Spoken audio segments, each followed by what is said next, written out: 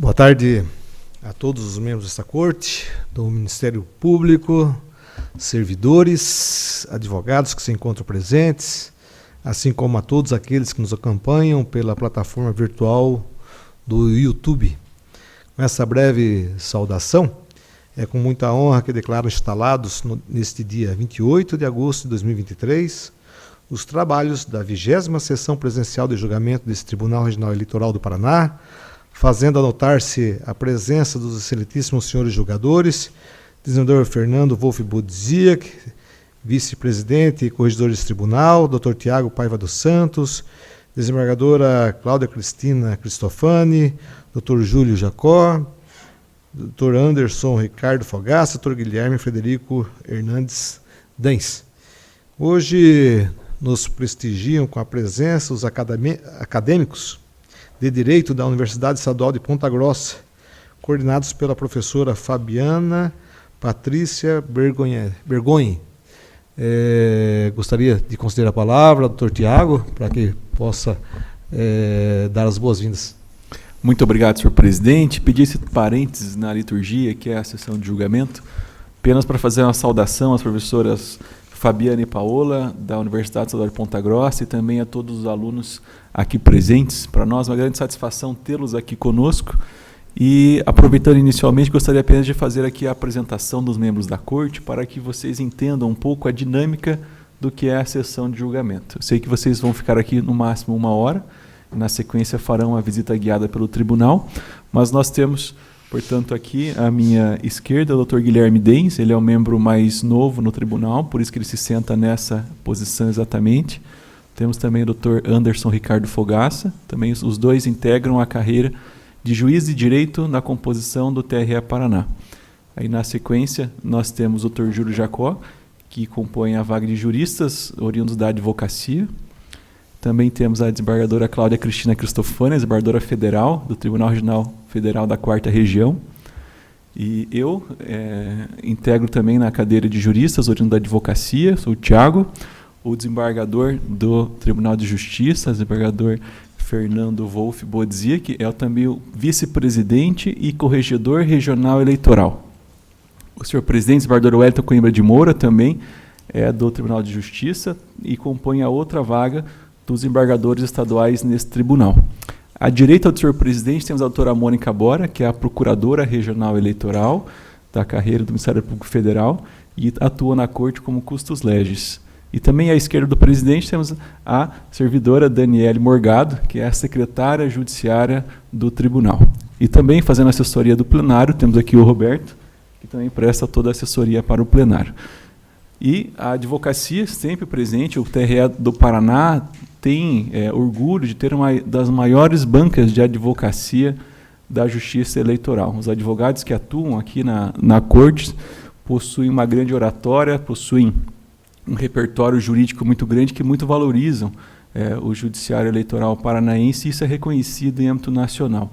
Eu espero que vocês tenham hoje a sorte, talvez, de terem aqui grandes casos em discussão, e também possam ver um pouco do brilhantismo. Aqui, por exemplo, temos o Dr. Fernando Quinoer, que já foi membro desta corte, vejo que já está paramentado, talvez irá sustentar.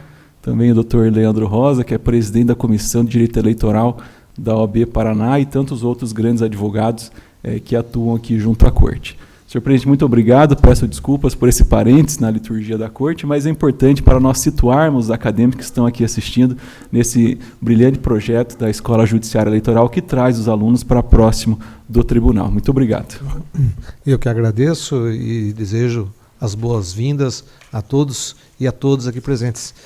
Inicialmente, submeto à aprovação dessa corte as seguintes atas das sessões anteriores. Ata da 40ª Sessão Virtual de Julgamento, em 9 de agosto de 2023. Ata da 19ª Sessão Presencial de Julgamento, de 14 de agosto de 2023. E ata da 41ª Sessão Virtual de Julgamento, de 16 de agosto de 2023. Todos de acordo? Estando todos de acordo, declaro-as aprovadas. Indago aos excelentíssimos senhores relatores se pretende o adiamento ou a retirada de algum feito. Não havendo, vencidas essas questões preliminares, passo a anunciar os julgamentos dessa sessão. Chama julgamento o feito número 2, processo 06-00 396, dígito 69.2023.6.16.0000. É da relatoria da desembargadora Cláudia Cristina Cristofani, trata-se de habeas corpus criminal, figurando como impetrante Dr. Roosevelt Arraes, paciente Derlei Ribeiro Alcamin. Esse processo foi adiado para essa data, por indicação da eminente relatora, na sessão virtual de 9 de agosto de 2023, em razão de deferimento de pedido de adiamento do impetrante. O julgamento não foi iniciado. A inscrição para a sustentação, doutor Roosevelt, que já aqui se encontra, a quem tem a honra de considerar a palavra. Obrigado. Excelência, eu tinha pedido para a Secretaria para mostrar no ID que tenha uma imagem do fato que constituiria o ilícito, se possível, exatamente isso. Obrigado. Então, excelentíssimo senhor presidente do Tribunal de Justiça, desembargador Coimbra de Moura, em nome de quem cumprimento os demais julgadores, excelentíssima doutora Cláudia Cristofani, relatora do caso, esse habeas corpus. Eu falo aqui pelo paciente Ederlei Ribeiro Alcamin, e basicamente ele está lhe sendo imputado a prática de fazer propaganda no dia da eleição. Então, essa seria a postagem que ele teria realizado no grupo de WhatsApp, um grupo fechado, com poucas pessoas, no dia 2 de outubro, do primeiro turno, não é? E ele diz o seguinte: uma campanha feita com muita simplicidade e responsabilidade. Um resumo de tudo o que aconteceu para você compartilhar e pedir voto. Bom, essa é a materialidade do fato, e eu vou defender aqui da tribuna, excelências, que o fato não é atípico, e mesmo que o fosse, ele não tem relevância jurídico-penal suficiente a ensejar o início de uma ação penal contra um marinheiro de primeira viagem, um candidato que se lançou a deputado estadual pela primeira vez, é dentista lá em Maringá, e vai ter uma mácula, né, no seu nome por conta dessa postagem que os senhores veem no vídeo aqui. Eu destaco, excelências, que o tipo penal do artigo 39, parágrafo 5º, ele traz algumas hipóteses para se adequar à tipicidade do delito, né? E, basicamente, ele trata das várias formas de boca de urna, né? Já no inciso 1º, ele diz que será ilícito a propaganda fazendo uso de alto-falante, amplificadores, de som, enfim. Não é o caso aqui. O inciso 2 trata da arregimentação de eleitor ou a propaganda de boca de urna. Também não é o caso aqui. O candidato não estava na rua fazendo boca de urna. E percebam, excelências, que ali, nessa mensagem que ele envia nesse grupo fechado, a mensagem é dirigida para apoiadores, para pessoas para quem ele pede apoio, no sentido de que essas pessoas poderão compartilhar e essas pessoas pedirem voto. Então, há uma mediatidade, não é ele diretamente pedindo voto para si, mas é ele pedindo para que as pessoas que estão no grupo compartilhem o pedido de voto dele, né, com outras pessoas. Por isso, também é típica conduta. E o inciso 3 e 4, excelências, do artigo 39, parágrafo 5º, ele exige uma análise hermenêutica, porque o inciso 3 fala da propaganda em geral, e o inciso 4 ele é específico, ele é especial, e menciona a propaganda feita através de aplicações de internet, que é o caso aqui.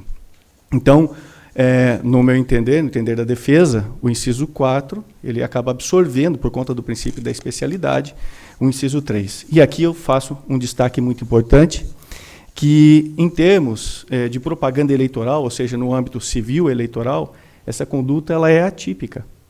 Então, vejam, eu vou trazer aqui rapidamente, excelências, um trecho de um acórdão do Tribunal Regional Eleitoral do Rio Grande do Norte, que confirma o entendimento do TSE e diz o seguinte: destarte tudo leva a crer que se trata de ambiente restrito e que a conversa se limitou aos seus integrantes, não havendo indícios de que a referida mensagem os ultrapassou, causando desequilíbrio e afetando a igualdade de oportunidades entre os candidatos na disputa eleitoral.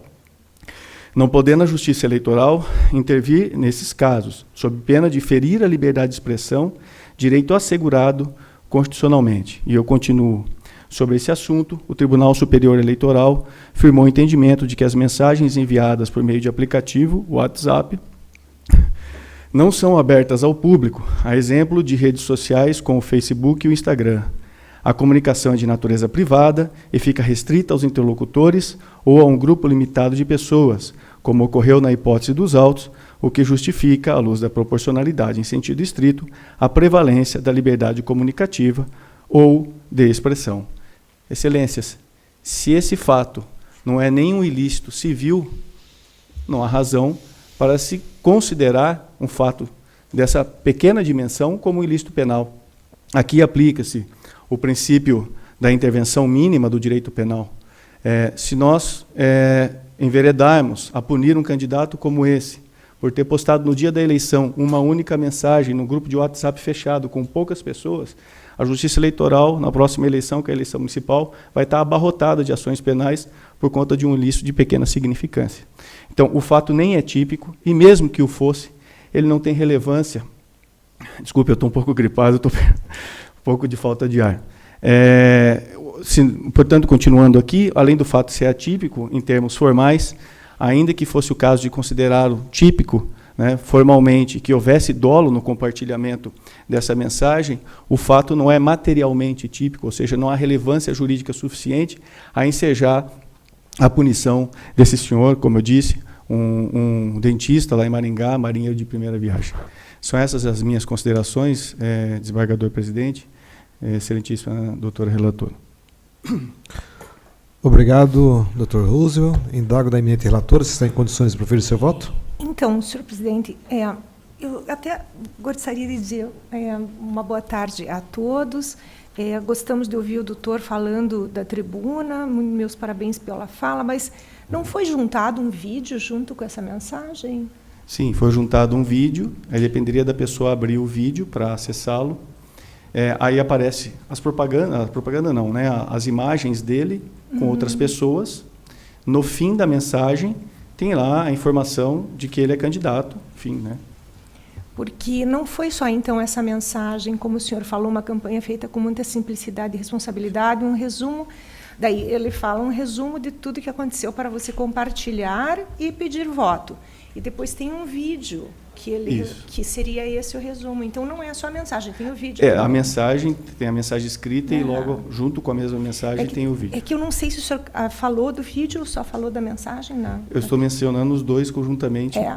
Então, eu vou indicar a suspensão de julgamento, vou adiar o processo, eu vou rever esse vídeo e vou transcrever o vídeo na minha decisão, o teor. Vou procurar ser bem minuciosa na descrição do vídeo. Então, para isso, eu vou adiar o processo. Muito obrigada. Ok, obrigado, excelência. 11 de setembro. Desembargador, próxima sessão. A próxima sessão fica adiado feito para 11 de setembro. Perfeito. Obrigado, doutor Roosevelt. Obrigado. Chama o julgamento, feito número 6, processo 0602-955, dígito 33.2022.616.0000, da relatoria do Dr. Tiago Paiva dos Santos, trata-se de prestação de contas eleitorais. Figurando como requerente, eleição 2022, Luciano Araújo dos Santos. Esse processo foi adiado para essa data, por indicação do Dr. Tiago, em razão de deferimento da peditização oral, na sessão virtual do dia 16/8/2023, pedido este realizado pelo Dr. Leandro Rosa, que já se encontra a postos. Não sei se o voto viria ao encontro do interesse do... Sim, senhor presidente, o voto é no sentido da aprovação das contas com ressalvas. Vossa Excelência poderia se conduzir pela ementa e, se Vossa Excelência entender necessário, poderá fazer o complemento à sustentação. Tá bem, obrigado.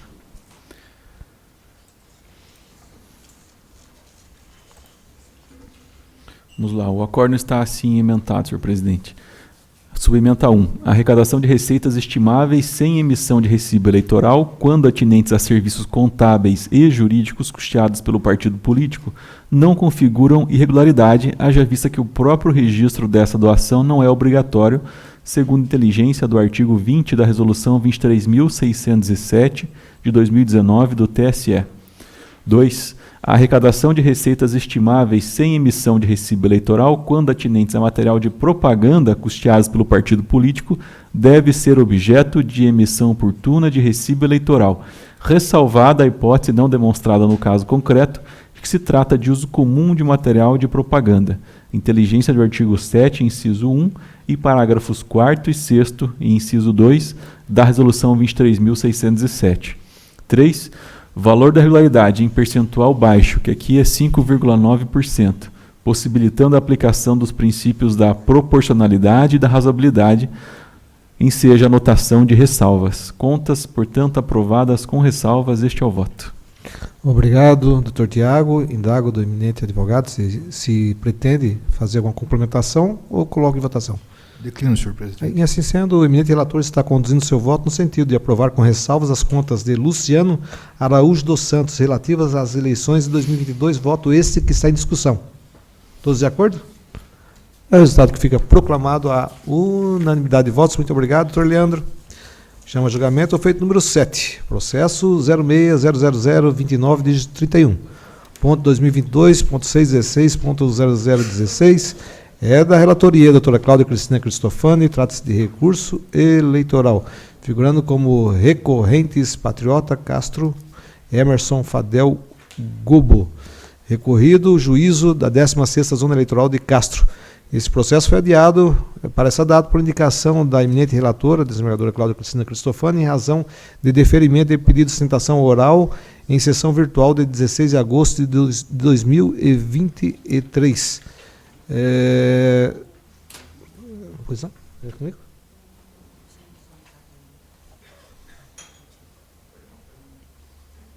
Pois não. Doutora desembargadora Cláudia Cristina Cristofani, talvez o seu voto venha ao encontro do interesse do eminente advogado. Obrigada, senhor presidente. Pois bem, eu não sei se será o caso, porque ainda remanesce uma porção de derrota, digamos, para o seu ponto de vista, mas sim estamos dando parcial provimento. E então eu vou tomar a liberdade de ler o dispositivo. O parcial acolhimento das alegações trazidas pelo recorrente merece parcial provimento do recurso interposto pelo recorrente apenas para reduzir a determinação de restituição para a quantia de 221.880, sendo 214.380 relativos à consulta política e administrativa e o valor de 7.500 com as despesas em afronta ao disposto no artigo 18, parágrafo 4º da resolução, já excluídas as referentes à consultoria política e administrativa computadas anteriormente. É mantida essa sanção de multa no valor de 5%, que é 11.094, e a determinação de transferência para a conta específica de 12.500 para utilização em prol das campanhas femininas das eleições subsequentes. Seria esse, então, o dispositivo que eu proponho à Corte. Tá bom, desembargadora. Os valores, então, ficou o primeiro, só que eu fiquei na dúvida dos 221 é o total. Desses 220, 214 são relativos à consultoria política e administrativa e 7.500 despesas que lesariam o artigo 18. Tá, mantém-se os 7.000 e a multa de... Mantém-se, então... 7.000 de devolução e mais a multa... Na verdade, 221.000 de devolução. Então, vou ter que sustentar. Imaginei, sim. Vossa Excelência, então, gostaria de fazer a sustentação? Sim. Já está com a palavra. Então, tá bom. E só para ser objetivo, o item 2 da sentença permanece, que é as despesas pagas sem emissão de cheque nominal? Deixe-me ver. Deixe-me ver. Vossa Excelência pode fazer a sustentação, a doutora vai ter que trazer o voto na sua integralidade. Pois não. Excelentíssimo desembargador presidente, é sempre uma alegria voltar a esta corte e, por brevidade, em nome de Vossa Excelência e também da desembargadora Cláudia, eu cumprimento a todos os presentes. Eu, normalmente, não costumo sustentar em prestações de contas, porque acho que são processos com uma matéria um pouco mais objetiva, mas aqui, nesse processo, houve uma guinada no que eu chamaria de curso natural, né, que justifica essa breve atuação. Bem, inicialmente eu registro que o parecer técnico em primeiro grau foi pela aprovação das contas com ressalva. Aí veio o Ministério Público, em primeiro grau, e trouxe 2 itens, né, sendo que o primeiro item, que foi esse de indagação, o item 2 da sentença, reproduzido pela sentença, disse o Ministério Público, e depois o juiz em primeiro grau, que houve despesas pagas sem emissão de cheque nominal cruzado ou transação bancária com o CPF ou CNPJ do beneficiário. Item 2 da sentença. Para esse item, eu tomei o cuidado de identificar cada um dos IDs no processo onde constavam esses documentos em que se extrai CPF ou CNPJ. Tem uma lista de documentos e eu falo, olha, para essa despesa com contador, o CNPJ, o CPF foi esse, e, ao meu ver, há aqui um equívoco. Eu posso dizer, desembargador Coimbra, que já sustento nessa corte há quase 12 anos, e é a primeira vez que eu venho a essa tribuna alegar um equívoco dessa forma, tá? Inclusive induzido em erro pelo Ministério Público em primeiro grau e reproduzido na sentença. Como eu disse, fiz juntar nos memoriais para cada um desses gastos, né, eu identifiquei uma série de elementos, qual está o ID e a questão ali da identificação da despesa. Então, me parece que esse item 2 da sentença é o item 2 que merece ser superado aqui nesse julgamento. O item 3, que é as despesas pagas com a consultoria política, ele já é um item um pouco mais complexo, tá? Mas, ao meu ver, também merece ponderação por essa corte. Qual que é a discussão aqui no item 3? Tá? É um contrato de consultoria política com a IFEL Consultoria Eireli. Uma consultoria que, de alguma forma, ela é ampla e traz uma série de serviços para os partidos. Essa empresa tem outros processos de prestação de contas já julgados pela Justiça Eleitoral, todos aprovados, e pela primeira vez aqui no município de Castro aparece essa reprovação. O que acontece aqui? Acontece uma espécie de um guarda-chuva. Tá? Por que guarda-chuva? Porque essa empresa foi contratada para trazer soluções ao partido. Essa empresa, por exemplo, locou o imóvel, tá, em que se situava o partido de Castro, o Patriota de Castro. Então, a pergunta que eu faço a essa corte é a seguinte: se a resolução e a lei eleitoral no artigo 44 da Lei 9096 permite ao partido contratar despesas para alocação de imóvel, poderia o partido contratar uma empresa e essa empresa fazer a sublocação? Ao meu ver, sim. Essa, inclusive, é uma tendência natural e moderna de uma série de outras situações no mundo civil e também no direito eleitoral. Hoje em dia tem até carro, você contrata lá, paga por mês, você tem um carro com seguro, com tudo mais, você não é dono do carro, mas você paga uma locação e vem uma série de serviços. Então, nesse caso, tem uma boa parcela desses 214 mil aqui glosados, e o valor não é pequeno, o valor total é 221 mil, e desses 221 mil, aqui a proposta da relatora com todas as vênias diminui só 7 mil. Né? Uma boa parte desses 214 mil é locação e está nesse guarda-chuva. Nesse mesmo contrato, tem uma série de gastos com alimentação, com despesa com pessoal, e gastos que, ao meu ver, e com todo respeito, não tem nenhuma controvérsia à luz do artigo 17 da Resolução 23.604 ou à luz do artigo 44, porque foram feitos, ainda que por uma empresa terceirizada, mas dentro do escopo do serviço, enfim, ao partido. Né? E, além disso, para os outros gastos, ainda que não tão incontroversos, também há correspondente nos documentos juntados ao processo. A verdade é que aqui o Ministério Público em primeiro grau, e assim o fez o juiz em primeiro grau também, glosou todo o contrato, né, alegando que não seria possível esse contrato de forma genérica ou para ampla assessoria. Só que, ao destrinchar o que há dentro desse contrato e os gastos, o que se defende aqui na tribuna, com todo respeito, desembargadora Cláudia, é que esses gastos são lícitos e são regulares. Né? A gente se vangloria que essa Justiça Eleitoral no Paraná ela está normalmente à frente, né, dos demais tribunais, com todo respeito, porque enfrenta situações assim sensíveis, e me parece que esse é um caso em que a Justiça Eleitoral precisa ponderar. É possível, claro, dentro do escopo da lei, que empresas venham e prestem essa ampla consultoria? É essa a pergunta que devolvo a Vossa Excelência nesse processo de prestação de contas. Muito obrigado. Obrigado. Devolvo a palavra à eminente relatora. Senhor presidente, eu vou fazer o mesmo que fiz do processo anterior.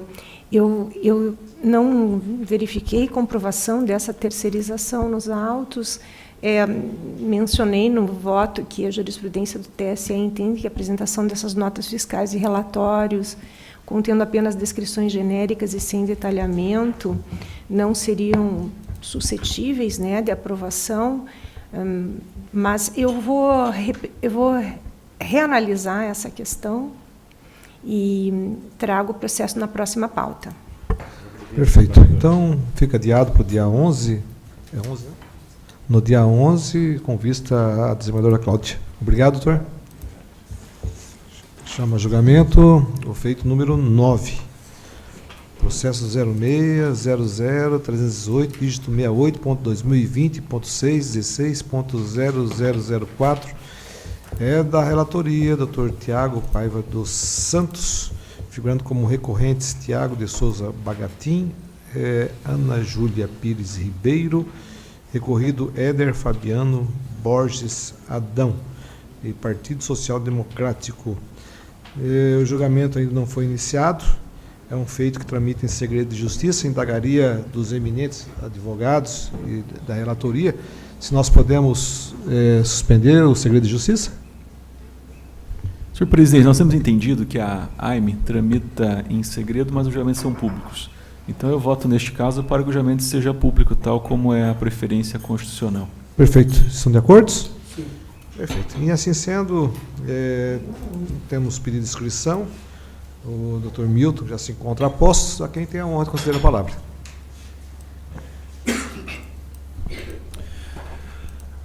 Boa tarde, senhor presidente.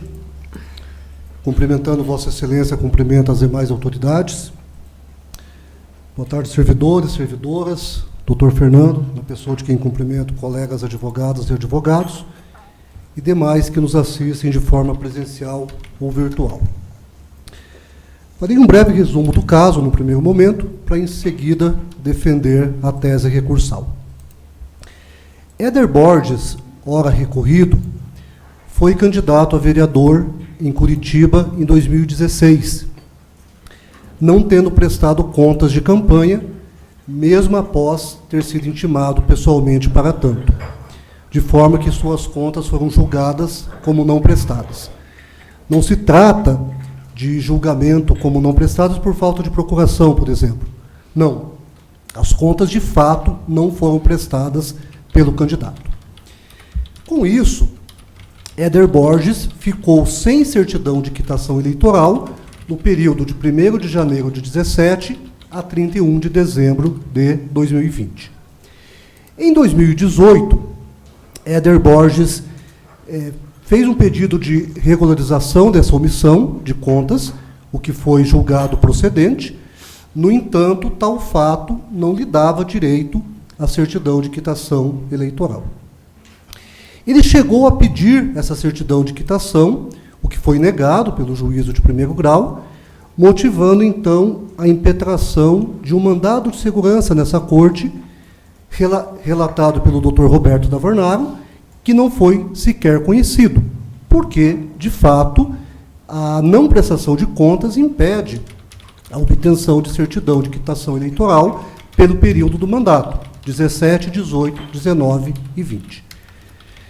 Em 2020, Éder Borges requereu o registro de sua candidatura a vereador. Não houve impugnação a esse pedido. No entanto, o sistema apontou que ele não tinha certidão de quitação eleitoral. Intimado sobre esse fato, veio aos autos uma petição dizendo que Éder Borges tinha certidão de quitação eleitoral. E acompanhando essa petição, veio uma certidão dizendo o contrário, dizendo que ele não tinha certidão de quitação eleitoral. A partir dessa petição, os servidores da zona responsável pelo registro, de boa fé, obviamente, induzidos a erro, certificaram que ele teria certidão de quitação eleitoral. Houve, então, parecer ministerial pelo deferimento do registro e veio, então, a sentença deferindo o seu registro de candidatura, a qual não foi objeto de recurso. A uma, porque não havia impugnação, e a duas, porque o Ministério Público havia dado parecer favorável. A partir daí, com a diplomação de Éder Borges, ele foi eleito e diplomado, foram então ajuizados 2 recursos contra a expedição de diploma, alegando que ele não estava no pleno gozo de seus direitos políticos. Ambos os recursos foram julgados, relatados pelo Dr. Tiago, e julgados procedentes por 5-1 nessa Corte Eleitoral, cassando, então, o seu mandato. Tal decisão foi objeto de recurso especial ao TSE, e o TSE entendeu que o assunto não tinha natureza constitucional, portanto, não cabia R7, de forma que o acórdão deste tribunal foi reformado no TSE. Além dos 2 R7s, também foi ajuizada uma AIME, que está sendo agora julgado o recurso. Na AIME, o que foi alegado? Qual é a causa de pedir a AIME? A fraude eleitoral. Vejam, senhores e senhora magistrados, Éder Borges não tinha certidão de quitação eleitoral em 2020.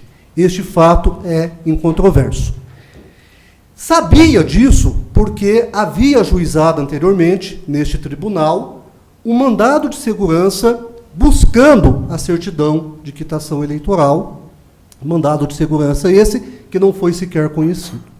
Então, Éder Borges tinha consciência de que não tinha certidão de quitação eleitoral em 2020. Mesmo assim, requereu o seu registro de candidatura, o qual, de fato, não foi objeto de impugnação.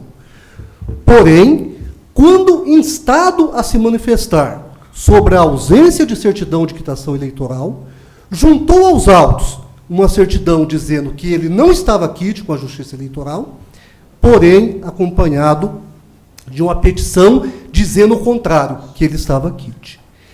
A nosso ver, aí reside a fraude. Porque se Éder Borges não tivesse juntado essa petição dizendo que estava quite, seu registro teria sido indeferido. O seu registro apenas foi deferido porque foi juntada nos autos uma petição dizendo exatamente o contrário do que constava na certidão. Quando despachei com o Dr. Tiago, com os demais membros dessa corte, eu fiz a seguinte comparação. Imagina, doutor Anderson, uma ação de cobrança onde o réu vem e diz, não, eu paguei a dívida. Ah, está aqui, ó, paguei com esse cheque, e junta a cópia do cheque. Mas a gente vira o cheque e no verso tem ali o carimbo 11 ou o carimbo 12, dizendo esse cheque foi devolvido por insuficiência de fundos. Aqui aconteceu a mesma coisa. Éder Borges junta nos autos uma certidão de que ele não estava quite com a Justiça Eleitoral e uma petição dizendo que ele estava quite. E isso induz a erro os servidores da Justiça Eleitoral.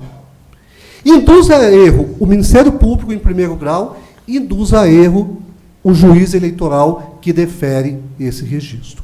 Então, podemos afirmar, sem qualquer sombra de dúvida, que o registro do ora recorrido apenas foi deferido porque foi praticada uma fraude. E esta fraude foi praticada com consciência, porque ele sabia que não tinha certidão de quitação eleitoral. Tanto que ele não foi candidato em 18, e em 18 ele tenta obter uma certidão de quitação eleitoral, não consegue, vem a este tribunal via mandado de segurança, que não é sequer conhecido, de forma que Éder Borges tinha consciência, sabia que não tinha certidão de quitação eleitoral, sabia que a ausência de certidão de quitação eleitoral impede o deferimento do registro de candidatura.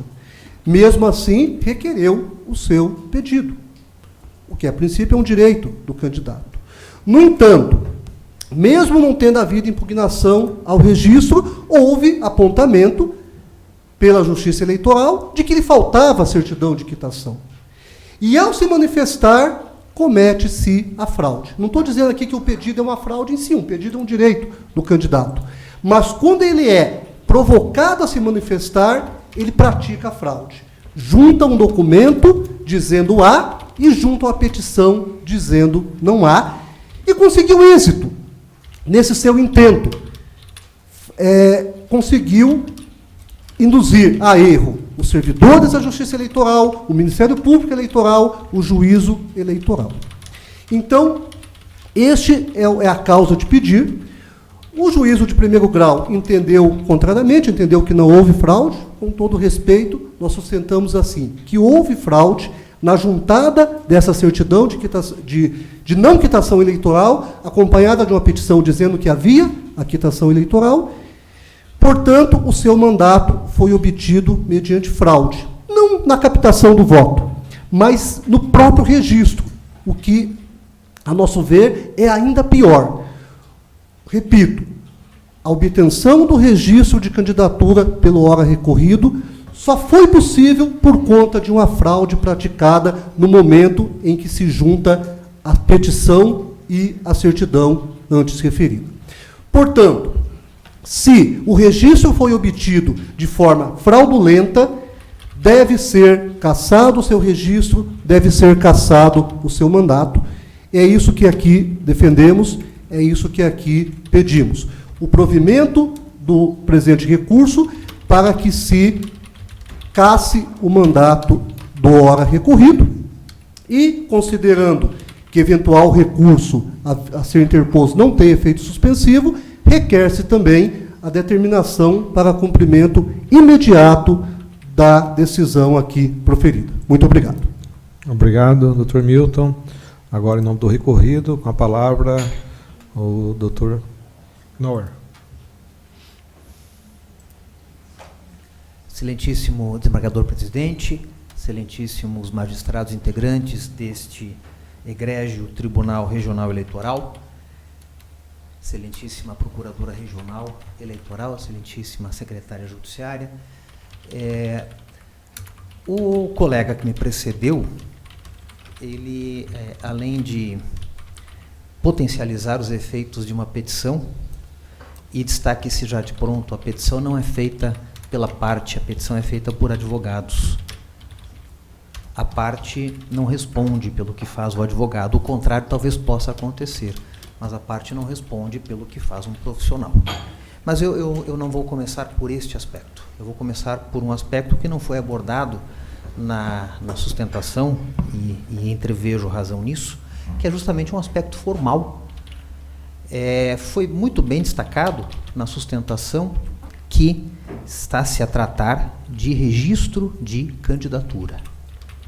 Registro de candidatura, deferido em decisão transitada em julgado. Sabemos que o Tribunal Superior Eleitoral tem relativizado a coisa julgada no registro de candidatura numa única hipótese, a da fraude à cota de gênero.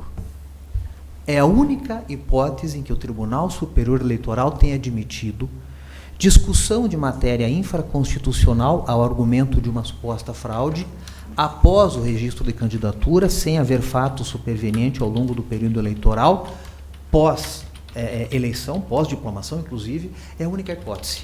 Fraude à cota de gênero. Esta situação nem de perto se aplica aqui. E por duas razões. Primeiramente porque, reitero, o Tribunal Superior Eleitoral tem excepcionado a discussão sobre registro de candidatura com sede em AIME apenas para fraude à cota de gênero, apenas.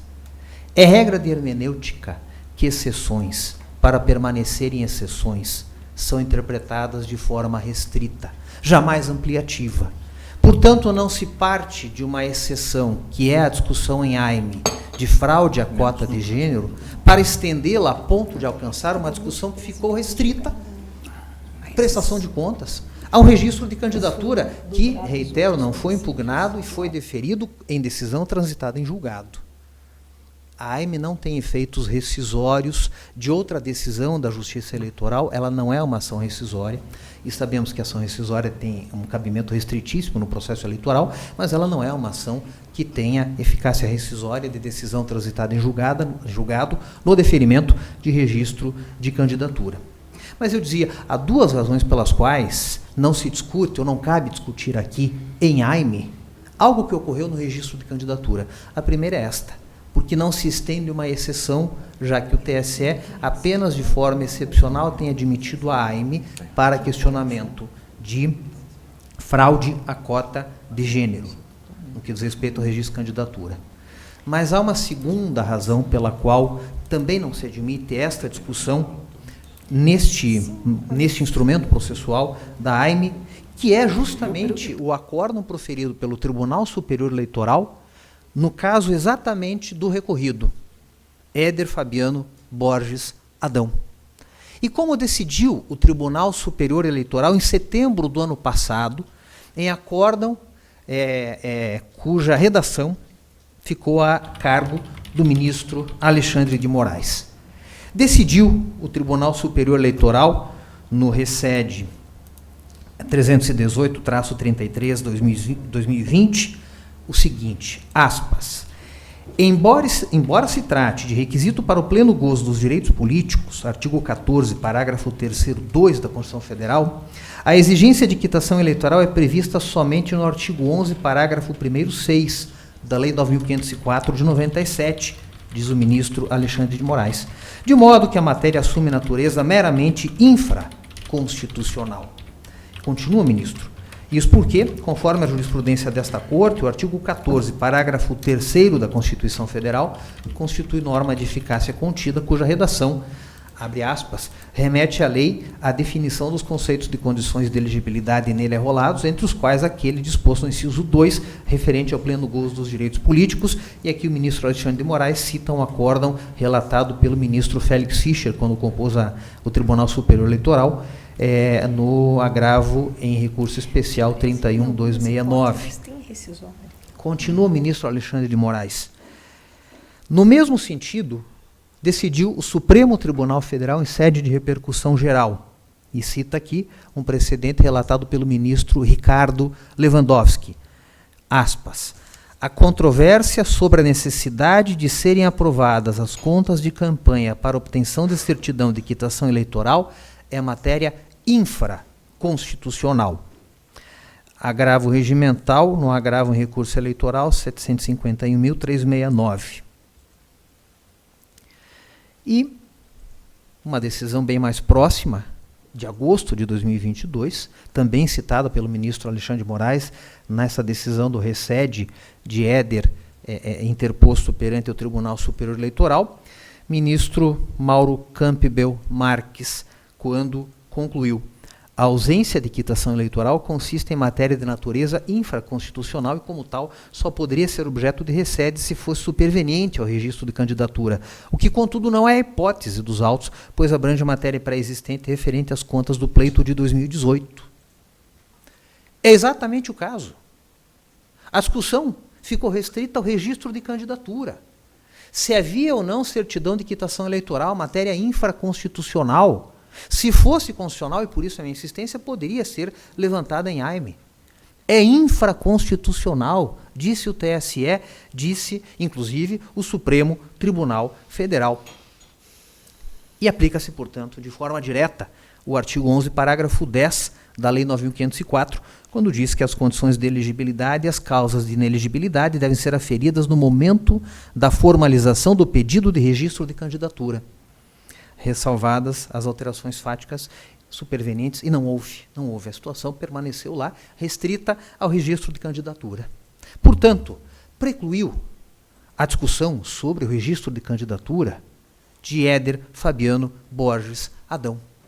O registro foi deferido, não houve impugnação e a decisão transitou em julgado. Não houve impugnação, e agora dentro ao mérito, e também não houve fraude. Da tribuna se disse, porque a petição feita por Éder não fez petição nenhuma.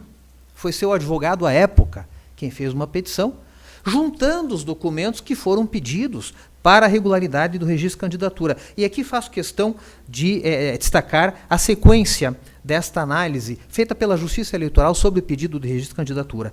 Em 11 de outubro de 2020, houve a intimação de Éder, apontando irregularidade, e diz: quitação eleitoral, irregularidade na prestação de contas de 2 de outubro de 2016. Então ele foi intimado para apresentar certidões ou regularizar a prestação de contas, destinando-se justamente a analisar se ele detinha condições de ter seu registro deferido. Ele junta os documentos. Os documentos são juntados por seu advogado à época. E a Justiça Eleitoral carimba no processo, em 17 de outubro de 2020, a certidão, aspas, certifico mais que o candidato Éder Fabiano Borges Adão, devidamente intimado no mural eletrônico, apresentou tempestivamente a documentação faltante, regularizando a pendência apontada na intimação.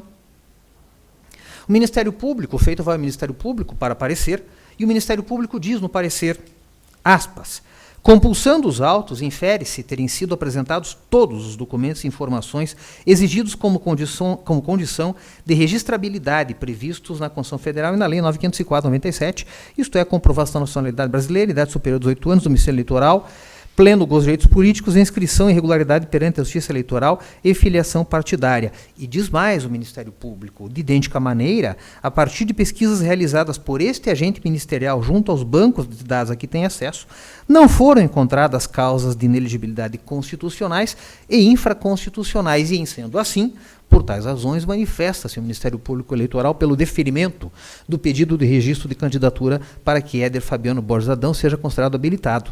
E, por fim, meritíssimo juízo diz que, aspas, na sentença, o pedido veio instruído com documentação exigida pela legislação pertinente e publicado o edital, transcorreu o prazo sem impugnação. As condições de elegibilidade foram preenchidas, não havendo informação de causa de inelegibilidade. Não houve nenhuma fraude praticada por Éder. Houve uma sucessão de equívocos. É verdade. Houve. Mas não houve fraude, primeiro, porque Éder nunca se manifestou pessoalmente no processo. Segundo, não há, portanto, nexo causal a unir a conduta de Éder a nenhuma espécie de fraude. E mais ainda, e já encerrando, senhor presidente, e mais ainda, fraude para ser fraude deve vir acompanhada de induvidosa prova de má-fé. Não há nem comportamento que possa ser imputado a Éder como sendo eivado de má-fé. Tampouco de induvidosa má-fé. Por esta razão, fraude não havendo, mas antes de tudo, por se tratar de tema que sequer pode ser analisado nesta sede, é que se requer a integral confirmação da respeitável decisão recorrida. Muito obrigado. Obrigado, Dr. Knorr. Indago do eminente relator, se está em condições de proferir seu voto? Sim, senhor presidente. Está com a palavra. Bom, este caso do vereador aqui de Curitiba, Éder Borges, é um caso já bastante conhecido nesta corte, porque nós analisamos em fins de 2022, salvo engano, um recurso contra a expedição de diploma. E neste recurso se analisou exatamente aquilo que o Dr. Milton expôs como relatório do que ocorreu com o registro de candidatura do vereador. O vereador ele tinha uma condição que deixou dezenas, talvez centenas de candidatos aqui no estado do Paraná inelegíveis, que não prestaram contas na eleição anterior de 2018. Mas em 2020, por um erro da sua representação, por um erro dos servidores da Justiça, por um erro do Ministério Público e do juiz de primeiro grau, este vereador acabou com o registro deferido.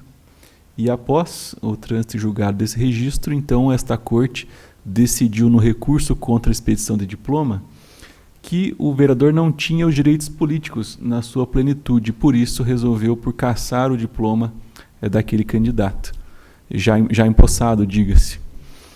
Mas em julgamento no TSE houve um empate, se a discussão seria infraconstitucional ou constitucional. Se constitucional fosse, haveria possibilidade de análise por conta do arrecédio, como bem expôs aqui o Dr. Knorr.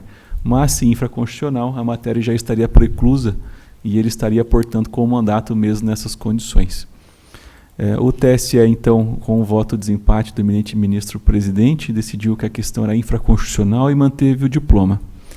E agora, em sede de AIME, nós temos a inclusão do partido político, que eu já estou de imediato com o efeito translativo do recurso de ofício, extinguindo sem resolução do mérito, feito em relação ao Partido Social Democrático, o PSD, e no mérito já adianto que estou negando a ação de impugnação do mandato eletivo, porque entendo que não há o elemento fraude objetivamente disposto no caso, mas sim uma sequência de erros, digo, de todas as partes, que levaram a este registro indeferido. Farei apenas a leitura muito breve, já que fiz este resumo do processo, apenas na parte aqui central da fundamentação. não corresponde à realidade assertiva contida nas razões de que este Tribunal Regional Eleitoral teria reconhecido a prática de fraude em relação aos mesmos fatos também apreciados nos autos de R-Sede, que é o recurso contra a expedição do diploma, uma vez que lá o enfoque era outro. A análise dos autos no R-Sede se limitou a aferir se o candidato Éder ostentava a condição de elegibilidade concernente ao pleno exercício dos direitos políticos, concluindo-se negativamente, mas sem incursionar quanto à apreciação da conduta sob o prisma da fraude. Voltando à análise dos fatos e da prova produzida nos presentes, tem-se por incontroverso que Éder, mesmo ciente de que não se encontrava quite com a Justiça Eleitoral em decorrência do julgamento de suas contas das eleições de 2016 como não prestadas, requereu seu registro de candidatura para as eleições de 2022. Disse que Éder estava ciente dessa condição por ter buscado, nas eleições de 2018 e sem sucesso, afastar a referida restrição mediante a impetração de mandado de segurança, o qual teve a petição inicial indeferida. Nos autos de registro de candidatura aberta a diligência específica quanto à falta de quitação eleitoral, foi apresentada por seu partido político a seguinte certidão circunstanciada, expedida pela 4ª Zona Eleitoral, que dá conta de que Éder Fabiano Borges Adão não está quite com a Justiça Eleitoral em razão de irregularidade na prestação de contas. Também incontroverso nos autos é o fato de que essa certidão é autêntica, não tendo sido objeto de qualquer manipulação quanto ao seu conteúdo ou origem. Na certidão consta expressamente que Éder não está quite com a Justiça Eleitoral por conta de irregularidade na prestação de contas de número 55-90. E que o eleitor requereu a regularização nos autos 14-89 de 2017. Porém, ao analisar se o candidato possuía quitação eleitoral ou não, o servidor responsável apresentou o seguinte quadro, e a lei marca como um check, um sim, na questão da quitação eleitoral. O servidor informa ao magistrado que, com base nas informações recuperadas do cadastro eleitoral, constatou ter sido comprovada a quitação eleitoral, referindo no campo observação que consta irregularidade no cadastro, mas que o candidato apresentou certidão explicativa. A falha na apreciação é manifesta, mas não pode ser vista como isolada, com efeito, não apenas o servidor, mas também o promotor eleitoral que ofereceu o parecer e o magistrado que julgou o registro de candidatura não se ativeram ao teor da certidão circunstanciada e, de consequência, foi deferido o registro a um candidato que não tinha condições para tanto.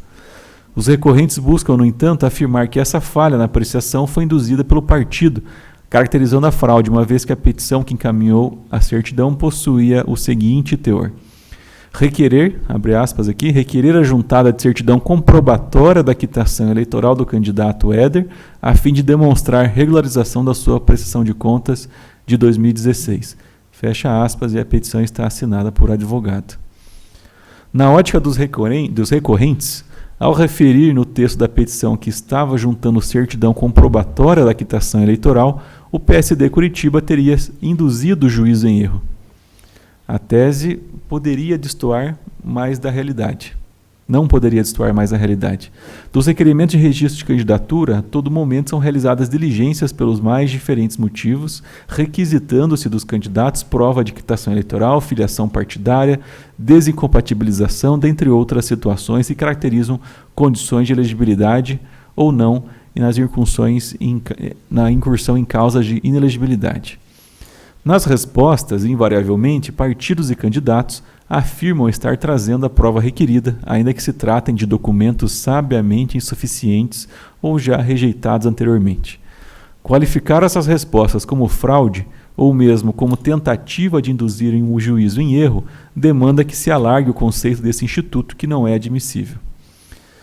E aqui no voto faço menção à doutrina de Rodrigo Lopes Ilho e de José Jairo Gomes sobre o conceito de fraude para fins de ação de impugnação de mandato eletivo, que em resumo diz que o conceito de fraude está diretamente ligado à prática de um ato maculado por ardil, artimanha, astúcia, e no caso dos autos não houve nada nesse sentido, mas apenas a apresentação de uma petição contendo a pretensão da parte, que a certidão, face à referência de regularização das contas de 2016, corresponderia à quitação eleitoral, mas não se identifica qualquer conduta astuciosa da parte que juntou uma certidão autêntica contendo informação verdadeira.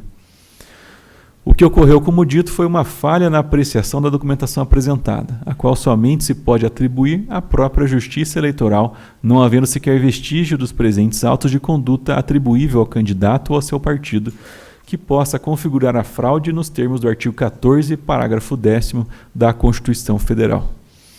Qualificar o ocorrido como fraude consistiria, por via transversa, em desonerar a Justiça Eleitoral do erro cometido na apreciação do requerimento de registro de candidatura.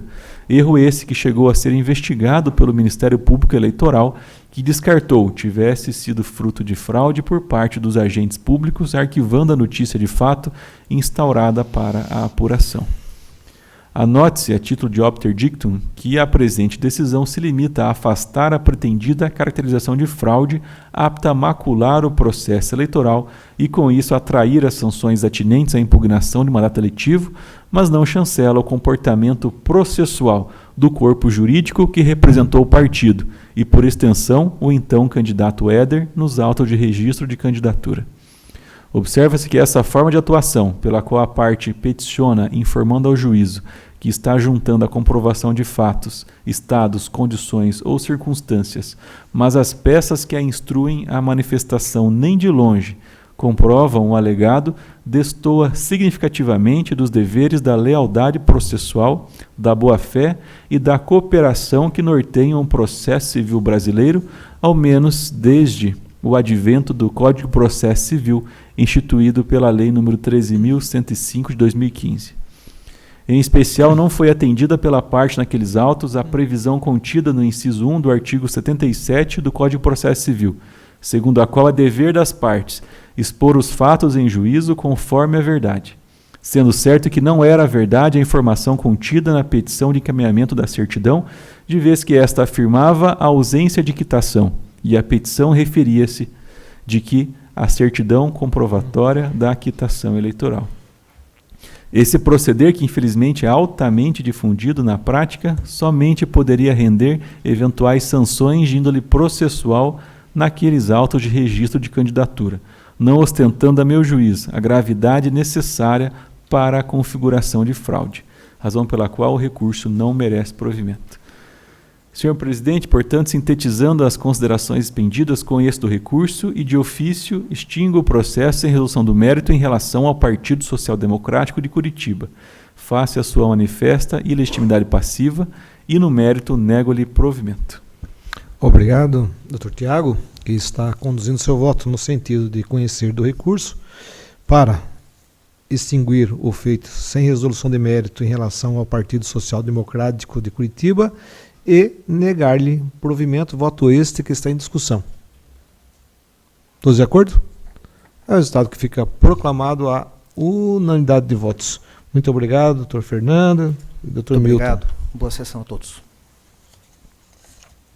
Chama a julgamento o feito número 14. Processo 0000025, dígito 16.2019.6, 16.0059. É da relatoria Dr. Júlio Jacó Júnior. Trata-se de recurso eleitoral, figurando como recorrentes Comissão Provisória Municipal do Partido Social Democrático de Rolândia e Laiane Carolina Vieira,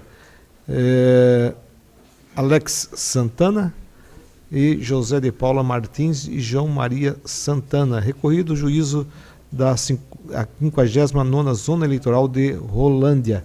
Esse processo foi adiado para essa data por indicação do relator, Dr. Júlio Jacó Júnior, em razão do deferimento do pedido de sustentação oral na sessão virtual do dia 23 de agosto de 2023, pleiteado pelo Dr. Leandro Rosa, que já se encontra a postos. Eu indago, Dr. Júlio, se talvez o seu voto venha ao encontro ou não do interesse do eminente advogado. Boa tarde, senhor presidente, nobres membros da corte. Senhor presidente, esse processo aqui eu estou dando parcial provimento, mas parecido com o que a doutora Cláudia relatou há pouco, uma parte ínfima perto da pretensão do doutor Leandro. Acho que talvez Vossa Excelência tenha interesse em fazer a sustentação. Isso, senhor Ele presidente. está com a palavra. Dela, inicialmente, faço uso, então, para saudá-lo e, na sua pessoa, os demais membros desse colegiado, assim como a ilustre procuradora. E é fato que já foram os alunos, mas eu deveria registrar, senhor presidente, que a Advocacia Paranaense se empenha no âmbito eleitoral e antes não era impulsionada, que agora por essas iniciativas tão bacanas como fez a égide do TRE em estimular o estudo do direito eleitoral desde os bancos acadêmicos. Eu tenho muita fé que virão tantos e tantos outros muito melhores operadores do direito eleitoral em breve com esses esforços capitaneados pela Justiça Eleitoral. O caso, especificamente agora, é daqueles que eu nunca torci tanto para não precisar sustentar, porque é efetivamente complexo.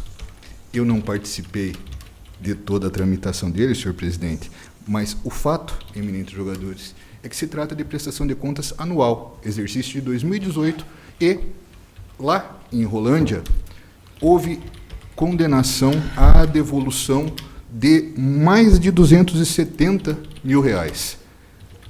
A alegação é que os gastos, apesar de terem sido custeados com fundo partidário, não foram efetivamente demonstrados nos autos.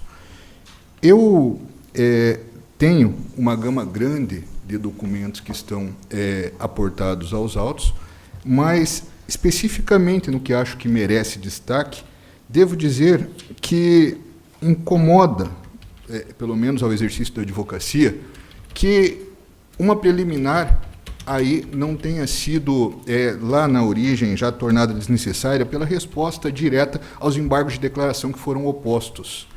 Lá havia uma questão que pendia de esclarecimento, houve no sentenciamento trato de um assunto onde não foi resolvido por completo, porque houve a determinação de devolução de recursos em valor significativo e o juízo zonal não esclareceu o período de aplicação da sanção para futuros repasses.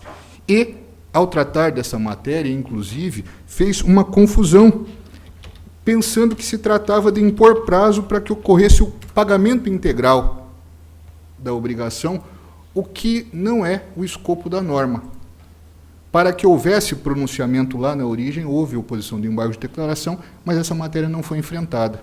Então, eu, no particular, na decisão que julgo os embargos declaratórios, acredito que há nulidade e peço que esta decisão seja afastada, seja para retornar os autos ao pronunciamento da instância originária ou para que a Corte trate disso aqui diretamente, se a Corte entender que a causa está madura.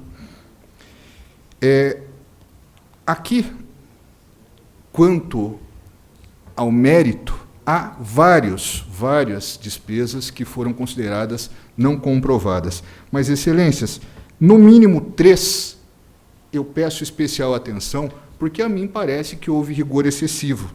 Trata-se, por exemplo, do programa Tribuna Geral, comandado pelo senhor Valmir Ferreira da Silva, que comprovou que prestou os serviços, a demonstração destes serviços anexada nos IDs que estão junto às manifestações lá na origem, e esta prova, contanto que o juízo zonal considere que uma parte do conteúdo mais pareceu propaganda antecipada, o fato é que prestação de serviços aconteceu. Houve dispêndio de recursos para esses serviços e, portanto, este correspondente valor deveria ser considerado. Assim como também o caso da empresa Habitabras, que é uma locação de veículos. A despesa atinente a ela é uma despesa que vem lastreada em nota fiscal. O contrato, capital social, o contrato social dessa empresa e o CNAE dela são compatíveis com o serviço e não tem como demonstrar efetivamente, se não rodando com o veículo, que esse veículo esteve disponível e utilizado pelo partido, de modo que essa situação também há de se ter como comprovada.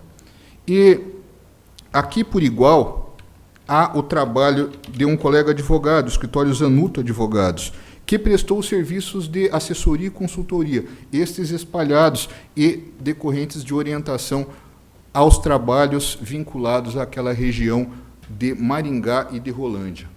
Por essa razão, tratando-se de um serviço onde a prestação nem sempre vem concretizada de forma material, não é coerente presumir uma hipótese de má-fé, afastar o contrato, afastar a nota fiscal prestada, contemporânea e condizente com o serviço prestado, para refutar o gasto que foi feito.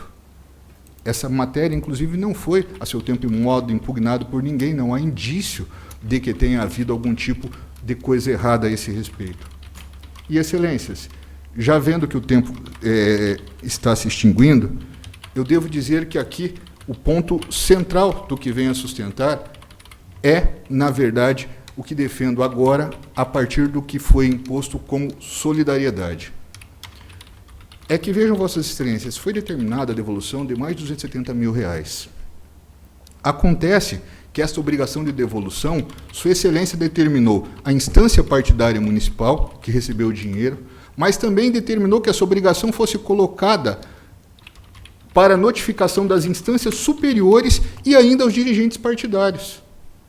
Sucede, Excelências, que desde a Lei 13.165, de 2015, essa questão da responsabilização solidária, ela era objeto do artigo 34, inciso 2, e foi revogada. A modificação legislativa que foi implementada no artigo 37, parágrafo 2º, lá da Lei dos Partidos Políticos, ela diz especificamente, aliás, a revogação do 34, com a introdução da matéria no 37, parágrafo 2, veio para deixar explícito que só pode ser responsabilizado por esse tipo de questionamento a respeito do gasto, no julgamento das contas, exclusivamente, diz o texto legal, a sanção que se refere a essa norma deve ser aplicada exclusivamente à esfera partidária responsável pela irregularidade. E ali se diz que não há de se tornar, ao final dela, devedores ou inadimplentes os respectivos responsáveis partidários.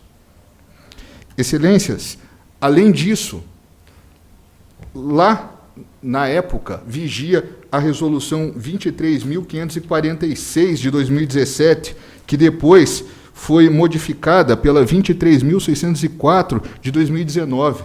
Mas nessas resoluções, em específico, no artigo 51, ficava claro que, para haver responsabilização dos dirigentes partidários, essa responsabilização de devolução de forma solidária, era imprescindível que fosse demonstrada conduta dolosa e que desdobrasse em enriquecimento ilícito e lesão ao patrimônio do partido. Aqui, inclusive, lá no artigo 38 dessa mesma resolução, havia prescrita a possibilidade, aliás, a necessidade de notificação desses dirigentes partidários para que tivessem oportunidade de manifestação, de produção de prova em sentido contrário. Mas aqui, o doutor Júlio, se não me falha a memória, nessa instância, não sou eu o advogado, mas ele próprio determinou que alguns dirigentes partidários só aqui fossem constituir nomeação de advogado, porque nem todos tiveram a oportunidade de constituir desde a origem. E o fato é que essa notificação para apresentação de provas, ou essa demonstração de conduta dolosa com enriquecimento ilícito e lesão ao patrimônio do partido, ela sequer foi objeto de enfrentamento na sentença. Ela não foi mencionada em momento nenhum. E vejam, Vossas Excelências, que essa matéria é de tamanha importância que, na resolução que veio em seguida, na 23.604 de 2019, a disposição, lá no artigo 50, parágrafo 2º, criou um rito para demonstração, um rito específico para demonstração desta conduta dolosa. Se nós consultarmos a jurisprudência, há precedentes do Pernambuco, há precedentes de outras cidades do Nordeste, entre elas do Piauí, que demonstram a necessidade de responsabilização civil e criminal dos dirigentes partidários apenas nos casos de demonstração de dolo, com enriquecimento ilícito e lesão ao partido. Acontece que, neste caso, a presunção é que tais circunstâncias não existem, e não existem porque sequer foram demonstradas na sentença. Por essa razão, excelências, ainda que em parte seja sucumbente a parte que aqui defendo, peço, pelo menos, que seja afastada a solidariedade no montante que há de ser devolvido. Muito obrigado. Obrigado, doutor Leandro. Indago do eminente relator se está em condições de proferir seu voto. Senhor presidente, obrigado pela palavra. O doutor Leandro trouxe argumentos aqui, em especial em relação ao preliminar, que eu prefiro tirar o processo de pauta para melhor analisar, senhor presidente. Perfeito. Retornando dia 11. Na próxima sessão. Perfeito. Então, fica o feito adiado, com vista ao eminente relator, retornando dia 11. Obrigado, doutor Leandro. Obrigado.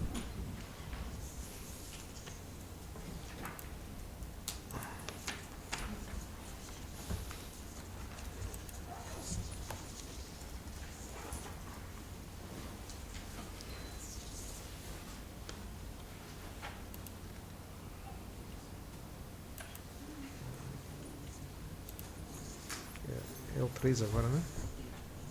Uhum.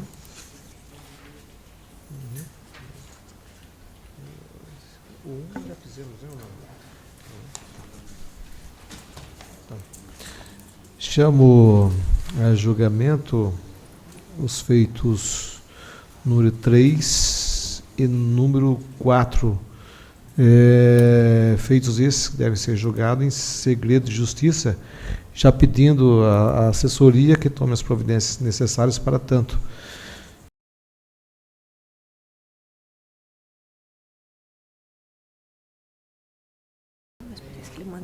Em continuidade, chamo a julgamento o feito número 1. Processo 06000385, dígito 40.2023.6160000, é da relatoria do Dr. Tiago Paiva dos Santos.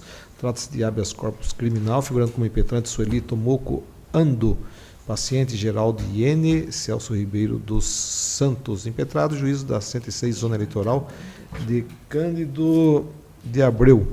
Esse processo foi adiado para essa data em razão do pedido de vista da desembargadora Cláudia Cristina Cristofani na sessão presencial do dia 7 de agosto de 2003. Naquela oportunidade, o eminente relator conduziu seu voto no sentido de conceder a ordem de habeas corpus para o fim específico de anular a decisão de recebimento de denúncia proferida previamente à resposta à acusação e em decorrência de todos os atos decisórios posteriores. Indago da eminente desembargadora se está em condições de proferir seu voto. Sim, senhor presidente. Está com a palavra. Muito obrigada. Então, eu acabei por trazer um voto de divergente, com todo o respeito da eminente relatoria, e é bem se disso na jurisprudência que, conforme reiterada a jurisprudência do Superior Tribunal de Justiça na esteira do posicionamento adotado pelo Supremo, consagrou-se o entendimento da inexigibilidade de fundamentação complexa no recebimento da denúncia. A jurisprudência é reiterada nesse sentido. Não pode o magistrado se alongar no razoável nessa ocasião processual, porque ele vai estar pré-julgando a demanda. E essa decisão que recebe a denúncia não pode reinterpretar a denúncia, o que vai acontecer se ela fundamentar. É crucial que o magistrado não se pronuncie de forma demasiado motivada aqui, não se pode abrir oportunidade de que o juiz retoque a denúncia, ainda que involuntariamente, ou a sobrescreva, dada a polissemia do vernáculo, ainda que justifique o receber da acusatória com suas próprias palavras, irá haver a justaposição de uma versão sobre a outra, que vai confundir até a defesa. De qualquer sorte, qualquer esforço maior de justificação para além da aferição de justa causa pelo magistrado corresponderia a um pré-julgamento da demanda e até o vincularia em ulterior decisão de mérito. Isso não existe no direito comparado, pelo que eu saiba, não é assim que funciona. A questão é uma questão que não é hard case, é um caso simples. A jurisprudência é toda no sentido de que não há necessidade dessa fundamentação nessa etapa processual em que vigora o princípio do indúbio pro societate. Então, essa é a minha divergência, senhor presidente. Eu denego a ordem de habeas corpus. Está com a palavra, eminente relator. Presidente, de fato, o voto que a eminente desembargadora Cláudia colocou é o entendimento já majoritário. Eu me filiei a uma corrente que entende que deve haver uma evolução nos entendimentos e de que, diante da necessidade de fundamentação inerente a toda decisão judicial, a decisão que recebe a denúncia também deve ser fundamentada. Por isso que proferi este voto com base na nossa legislação e também em alguns precedentes que já entendem dessa forma. Mas, de fato, o entendimento que apresento é mais moderno e não é ainda majoritário na jurisprudência. Vossa Excelência, então, adere à divergência? Não, de forma alguma, senhor presidente. Eu mantenho o meu voto, mantém o voto? Que exige a fundamentação para o recebimento de denúncia. Perfeito. Então, passo a escolher o voto dos demais colegas. Como vota o desembargador Bodziak? Pedindo vênia ao entendimento do relator, eu sigo a orientação da jurisprudência que, a meu ver, é pacífica dos tribunais superiores, no sentido de não exigir fundamentação complexa em relação ao despacho de recebimento da denúncia, em virtude de sua natureza interlocutória, justamente por não se equiparar à decisão judicial a que se refere ao artigo 93, inciso 9 da Constituição da República, bem como estando demonstrados os requisitos fundamentais do artigo 41 e ausentes quaisquer hipóteses do artigo 395, ambos do Código de Processo Penal. Portanto, como bem apontado aqui no voto divergente, a determinação de comunicação do recebimento da denúncia ao Instituto de Identificação do Paraná, embora se trate de providência não prevista como atividade administrativa no provimento da Corregedoria Regional Eleitoral 2/2021, não enseja a anulação da decisão de recebimento da denúncia, mas somente a revogação de sua determinação. Portanto, peço vênia para divergir do voto do relator, acompanhando o voto divergente, no sentido de denegar a ordem de habeas corpus, determinando-se de ofício apenas a revogação da determinação de comunicação do recebimento da denúncia ao Instituto de Identificação do Paraná. É como estou votando. Obrigado, desembargador Bodziak. Senhor presidente, apenas em defesa aqui do voto que proferi, o eminente desembargador Bodziak menciona que a jurisprudência seria pacífica, mas menciona no meu voto decisões do eminente ministro Dias Toffoli e Gilmar Mendes, no sentido do voto que proferi. Tá. Muito obrigado, doutor Tiago. Como vota o doutor Júlio? Senhor presidente, eu vou pedir vista do processo, quero analisar melhor o despacho que denegou a segurança. Muito bem. Que negociou, não, que não recebeu, que recebeu a denúncia. Vossa Excelência retorna no dia 11? Pode ser na próxima sessão, senhor presidente. Os demais aguardam? Senhor presidente, eu vou me antecipar com o voto, mesmo que eventualmente eu reveja alguma questão em homenagem ao voto do Dr. Júlio, mas é que eu já estudei o processo até. Então, eu cumprimento Vossa Excelência, cumprimento todos os membros da Corte, desembargadora, a nossa procuradora eleitoral, a doutora Mônica. Senhor presidente, aqui é uma questão, eu estou acompanhando o voto divergente da desembargadora Cláudia e do desembargador Fernando Bodziak. Aqui até faço uma observação até com relação a essa questão da comunicação administrativa para o Instituto de Identificação do Paraná. Eu faço essa ponderação aqui em relação ao voto, porque é o seguinte, essa é uma determinação que consta no nosso Código de Organização Judiciária do Tribunal de Justiça do Paraná. Lá no nosso Código, no artigo 793, a determinação, e inclusive isso é exigido dos juízes quando são feitas as correições, tanto pelos juízes quanto em relação aos cartórios, que assim que é recebida a denúncia, o cartório deve comunicar ao Instituto de Identificação o recebimento da denúncia. Então, eventualmente, isso daí pode ter passado despercebido pelo magistrado, não consta no Código no Código de Normas da Corregedoria Eleitoral, mas isso consta. E, assim, essa matéria sequer foi debatida nos autos. Não foi nem objeto do habeas corpus. Né? O eminente relator, né, ele, como, claro, entende bastante de direito eleitoral, buscou essa questão, mas isso não foi. Então, assim, eu entendo até mesmo que isso aí não deveria ser conhecido de ofício. Certo? E, eventualmente, se não for, até adiro ao voto da eminente relatora, da eminente divergente, sem problema, mas eu acho que realmente isso não se trata de matéria de ofício. para ser reconhecida de ofício, né, determinar que se abstenham de comunicar ao Instituto de Identificação, e se eventualmente nós nos conduzirmos por esse caminho aqui, que seja feita até uma recomendação ao juiz de não adotar essa medida administrativa, porque isso realmente é comum lá na Justiça Estadual, no Tribunal de Justiça do Paraná. Então, assim, a minha proposta era simplesmente denegar a segurança, sem nem sequer fazer essa recomendação. Essa seria a minha proposta, mas em nome da colegialidade, se não for acolhido pela desembargadora, também estou aderindo ao voto da desembargadora. É o voto, senhor presidente.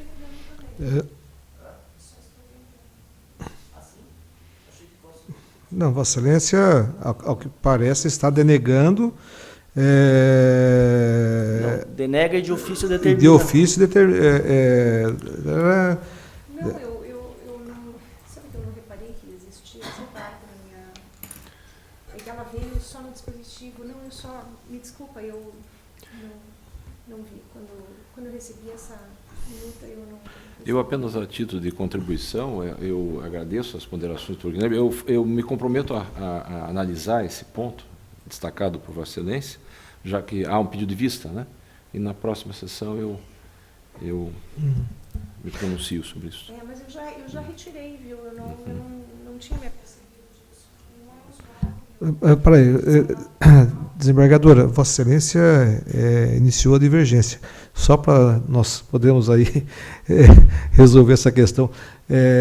Vossa Excelência simplesmente denega a ordem de habeas corpus ou, como consta aqui, denega a ordem com determinação de ofício apenas da revogação da obrigação de comunicação do recebimento da denúncia ao Instituto de Identificação do Paraná nos termos da fundamentação? Sem determinação. Sem determinação.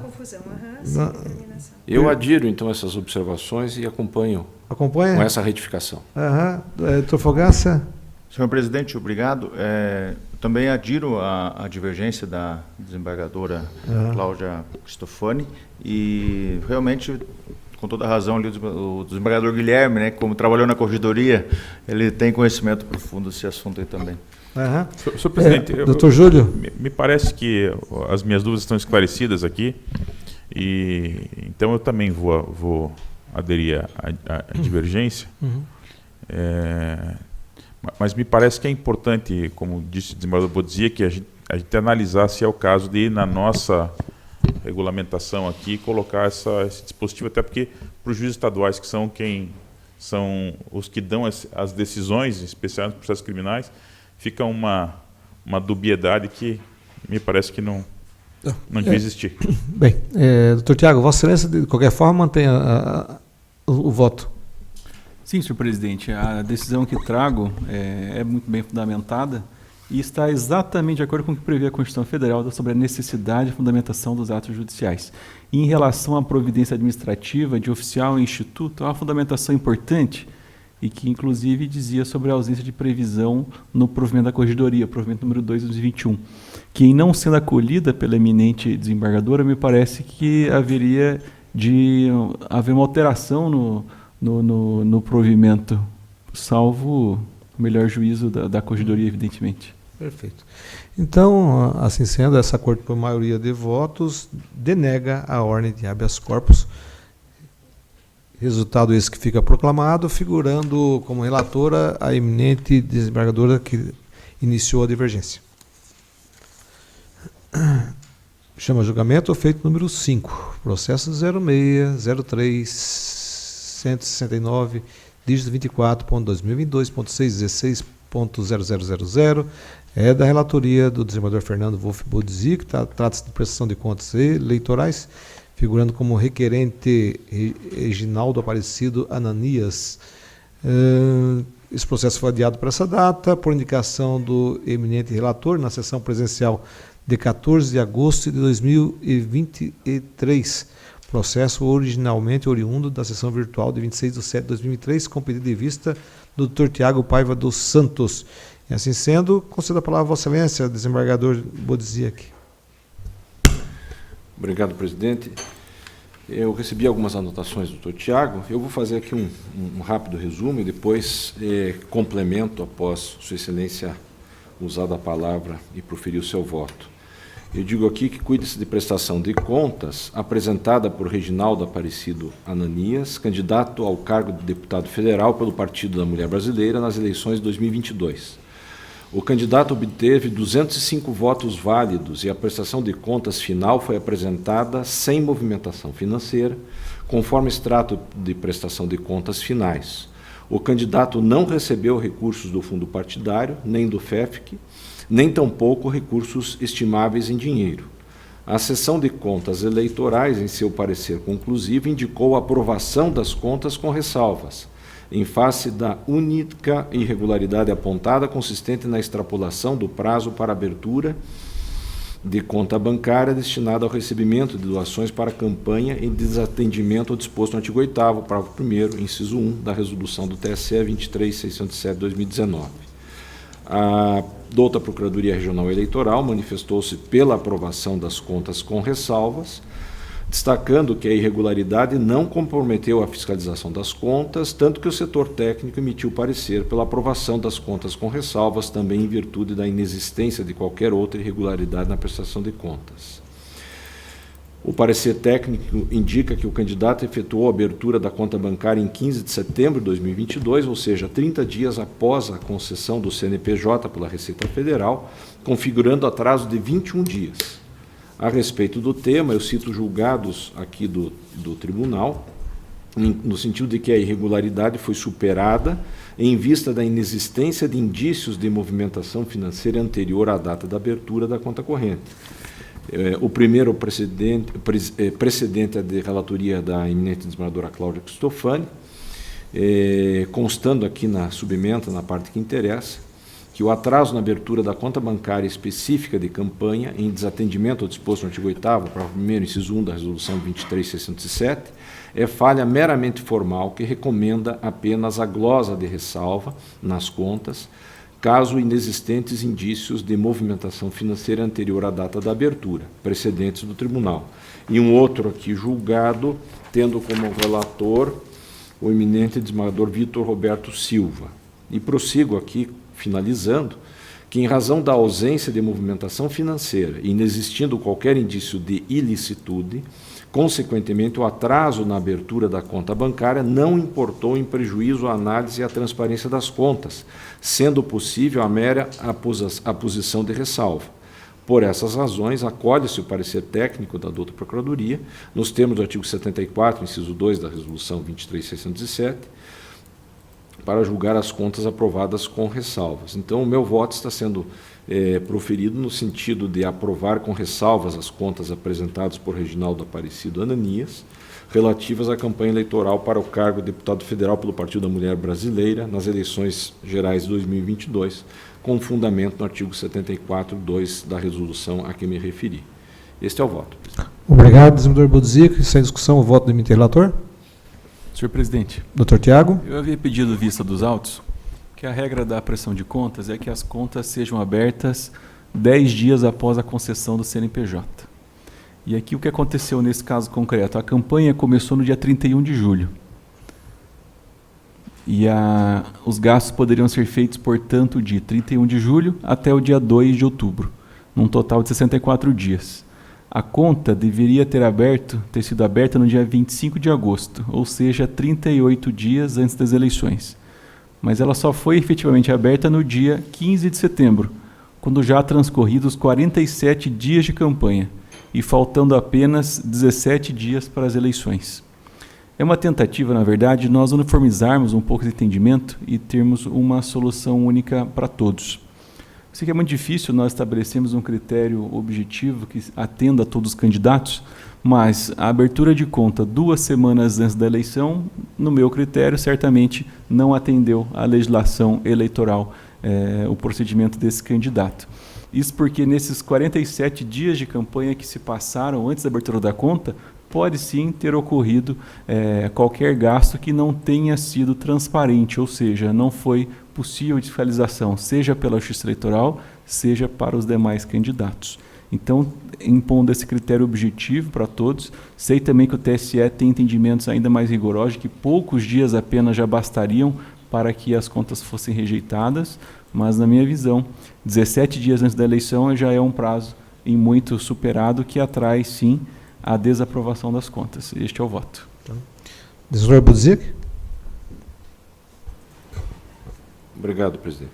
Eu tenho algumas ponderações aqui adicionais, que me peço licença para trazer ao conhecimento dos membros da Corte. Eu estou mantendo o meu entendimento, porque, nesse caso específico, eu esclareço que o voto por mim proposto considera inexistente qualquer indício de ilicitude, bem como o fato de que, na espécie, trata-se de prestação de contas apresentada sem movimentação financeira. O que se sugere aqui é que o atraso na abertura da conta bancária específica de campanha, em inobservância ao disposto no artigo 8º, parágrafo 1º, inciso 1 da resolução do TSE 23.607, tem por única irregularidade apontada pela unidade técnica, possa ser considerada falha formal ensejando a posição de ressalva, em vista da ausência de indício de ilicitude ou má-fé do candidato, bem como em razão da ausência de comprometimento à fiscalização e efetiva análise das contas. Nesse sentido, aliás, a Procuradoria Regional Eleitoral consignou em seu parecer, na hipótese dos autos, é certo que a irregularidade não comprometeu a fiscalização das contas, tanto que o setor técnico emitiu parecer pela aprovação das contas com ressalvas, também em virtude da inexistência de qualquer outra irregularidade na prestação de contas.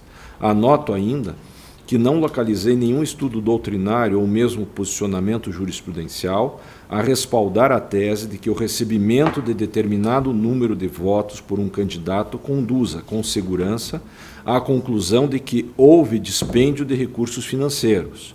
No caso específico aqui que está sendo analisado, em consulta ao portal Divulga Cande Contas, constata-se que o prestador de contas participou do pleito de 2010, quando logrou ser eleito suplente ao cargo de deputado estadual, e nos pleitos de 2012, 2016 e 2020, elegeu-se como suplente ao cargo de vereador de Curitiba.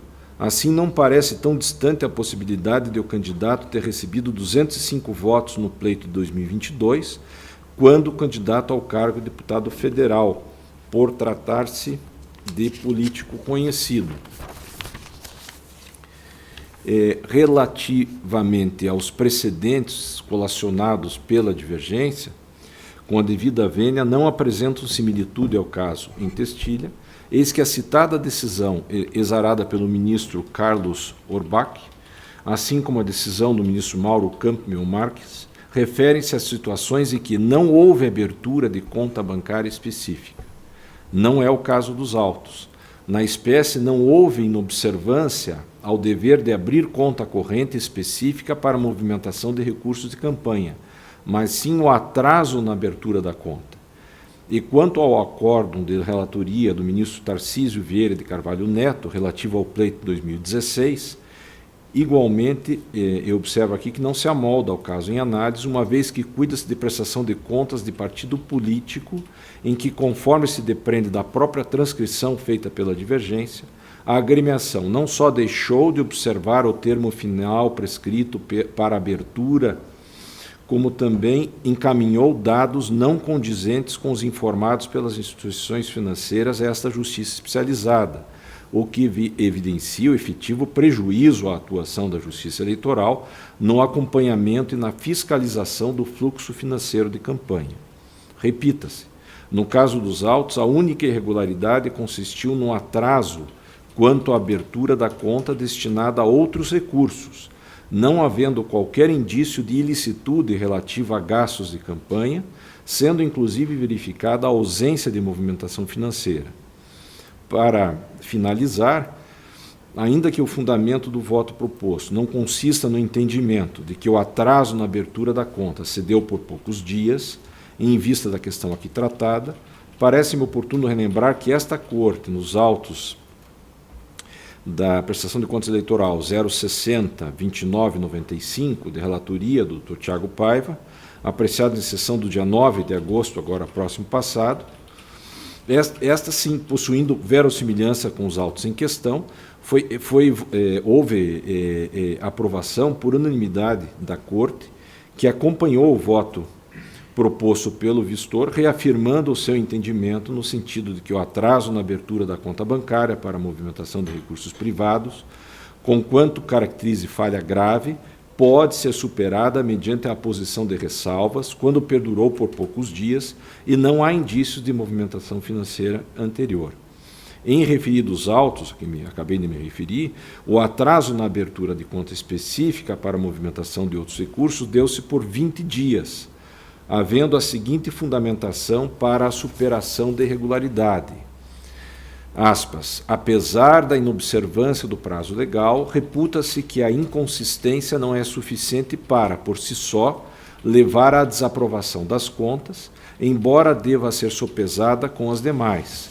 Isso porque, além de o atraso haver compreendido apenas 20 dias, não há indícios de que tenha ocorrido movimentação financeira de recursos privados anterior à sua abertura, mesmo em relação às notas fiscais obtidas mediante circularização, cujas datas de emissão são posteriores. E prossigo agora concluindo. Logo, em vista de que já foram julgadas aproximadamente 50% das prestações de contas relativas ao pleito 2022, eventual balizamento do entendimento firmado por esta Corte deverá pautar-se na segurança jurídica e na isonomia de tratamento devida aos candidatos. Assim, pedindo vênia divergência, mantenho meu voto pela aprovação com ressalvas das contas apresentadas por Reginaldo, relativas à campanha eleitoral para o cargo de deputado federal pelo Partido da Mulher Brasileira nas eleições gerais de 2022. É como estou votando. Obrigado, senador Bodziak. Doutor Tiago, vai se manifestar? Não? Sim, eu agradeço ao eminente vereador Bodziak pela análise detalhada que fez agora nessa outra oportunidade, mas nós não estamos aqui discutindo se as contas podem ser eventualmente aprovadas com ressalvas quando há algum atraso. Nós estamos tentando justamente encontrar um ponto em comum de qual atraso seria esse para que nós aprovássemos com ressalvas. Nesse caso concreto, nós temos 47 dias de atraso. Nesse do precedente que o eminente desembargador apresentou, é de 21 dias. Então nós temos aí quase pouco mais do dobro de atraso. E 47 dias significa praticamente 15 dias antes da eleição. Então eu entendo que este atraso, ele pode ter sido aberta a conta, mas imagine se ele tivesse então aberto a conta na véspera. Ele abriu a conta, mas foi suficiente para atender o dispositivo legal de que a conta é o elemento que traz transparência para as contas eleitorais sobre entradas e saídas. Eu entendo que não. Por isso que, a despeito dos entendimentos já feitos, claro que cada caso encontra-se fundamentado com aquilo que consta nos autos, mas em termos gerais, 47 dias de atraso, eu entendo neste caso e vou entender nos próximos de que não se atendeu à previsão legal de que deve haver transparência nas contas com a abertura de uma conta bancária. Perfeito. Está em discussão. Mais alguém gostaria de se manifestar? Sim. Doutor Jacó? Senhor presidente, então, eu tenho analisado esse tema com alguma profundidade, porque, de fato, nesse momento que a gente analisa as prestações de contas de candidatos não eleitos, na sua grande maioria com uma votação muito pequena, e muitos deles ou com nenhum recebimento de fundo partidário, ou com pouca doação, a não ser nenhuma, mesmo de estimável em dinheiro, o pequeno nas doações que vem do FEFC, me parece que... me parece não. Eu tenho visto que vários candidatos acabaram adotando essa postura de como não tinham receitas, acabaram abrindo as contas bancárias num período posterior, praticamente quando se deram conta que havia necessidade de fazer a própria prestação de contas parcial. E daí, em contato com as assessorias, com os contadores, verificaram a necessidade desse ato formal, mesmo sem que houvesse recebendo dinheiro ou formalização. A gente tem discutido, de fato, processos em que são 10 dias, 7 dias, 11 dias, 22 dias.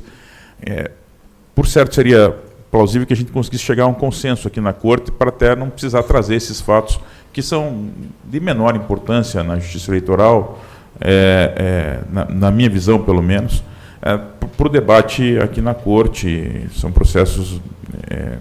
de fato, muito sujeitos, até porque o resultado de prestar contas aprovadas com ressalva ou desaprovadas, a consequência para o candidato é muito, muito pequena. É quase uma questão moral. Então, por conta desses fundamentos, mas entendendo que a gente tivesse chegar assim, a um consenso da Corte, eu acompanho o voto do desembargador Budziak, porque tem projetos de votos em outros processos que já apresentados na sessão virtual que traz esse prazo de 20, 21 dias quando se trata de situações nessa condição, né? Eu entendo a preocupação do Dr. Tiago, que é a preocupação de você inibir o caixa 2, né? Porque a gente pode ter a noção de que, poxa, se a pessoa não abriu conta, ele não gastou. Mas talvez ele tenha utilizado dinheiro só de caixa 2. Mas a inexistência de indício mínimo de alguma denúncia, da comprovação de algum material, torna isso, na minha visão, adequado em relação a uma aprovação com ressalva e não uma desaprovação, senhor presidente. Bem, se não temos um consenso... Só uma observação, presidente. Parece, salvo engano meu aqui, que nós estamos partindo do início, a contagem do início, prazo diferente. O Dr. Tiago fez referência a 47 dias, eu estou considerando 21 dias, 10 dias após a concessão do CNJ. Então, não estou levando em conta a convenção partidária. Né, que, do meu ponto de vista, está equivocado. Esse seria o ponto também que eu gostaria de focar, porque, veja, a resolução TSE 23.607 menciona no artigo 8, parágrafo 1º, inciso 1, que a conta será aberta no prazo de 10 dias contados da concessão do CNPJ pela Secretaria da Receita Federal. Na espécie, o parecer técnico indica que o candidato efetuou a abertura da conta bancária em 15 de nove de 22, ou seja, 30 dias após a concessão do CNPJ, que ocorreu em 15 de 8. E, então, houve um atraso aí de 20 ou 21 dias. E existe um precedente do Dr. Tiago falando que esse atraso de 20 dias seria tolerável. Então, esse início da contagem que realmente me parece que não pode ultrapassar a contagem proposta em lei, que é a concessão do CNPJ. Então, seria 20 dias ou 21? Doutor Tiago? A análise que eu fiz aqui, que chega em 47 dias, são 47 dias de campanha. Ou seja, a oportunidade do candidato receber recursos e realizar gastos. Então, esse parâmetro de 47 dias envolve os dias já de campanha. Por isso. E, a despeito dos julgamentos, eminente desembargador, como eu havia mencionado, a tentativa aqui é encontrar um julgamento que balize, que diga, a partir de tal data é considerado proporcional ou não. Também de vossa relatoria teremos mais ou menos dias. Claro. Né? Cada caso certamente justifica os fundamentos que ali constam. Eu vejo que há uma dificuldade muito grande de nós mencionarmos simplesmente uma ementa de um julgado ou do outro. Sim. Mas neste caso concreto, considerando 45 dias de campanha, que voto pela divergência. Mas também não me incomodo em ficar vencido sozinho. Colho o voto dos colegas? Assim, desembargadora Cláudia, como vota? Então, eu acredito que eu vou acompanhar o eminente relator, porque o atraso é 21. Seria bom até a gente estabelecer, muito embora seja muito útil a ilustração, né, de mencionar a data do início da campanha, de quando ele poderia fazer os gastos, 47 dias. A gente tem que adotar um período, uma contagem uniforme para o debate. Então, eu estou acompanhando o eminente relator, senhor presidente. Obrigado. Como vota, doutor Júlio? Desculpe, senhor presidente, eu achei que tivesse manifestado meu voto. Eu também acompanho a divergência inaugurada pelo desembargador Budziak. Eu entendi o ponto do Dr. Tiago, como eu já disse. Relator. A Vossa Excelência acompanha o relator. Perdão. Desculpa. De fato, o desembargador Budziak é o relator aqui. Eu fiz uma confusão. Eu acompanho o relator, senhor presidente. Perfeito. Como vota, doutor Fogaça? Senhor presidente, acho que ficou uma questão que podemos aqui definir, né, pela preocupação do doutor Tiago, que quando não há uma movimentação financeira e não há uma ilicitude, não há indício de ilicitude, né, de despesa, mesmo que seja feita a destempo a abertura da conta, não seria um problema para a aprovação da conta com ressalva, né? Porque senão nós vamos equiparar a falta de abertura de conta, em que ela é desaprovada, com a abertura de conta fora do prazo legal, né? E daí teria o mesmo efeito. Então, eu pensando assim, acho que poderia ser um critério para fazer essa diferenciação. Se não houver ilicitude, indícios de ilicitude, né? E nem no caso aqui do desembargador Bodzic, nem houve movimentação financeira, então não haveria nenhum problema. Ou gastos anteriores quando da circulação aos CNPJs, né? Isso.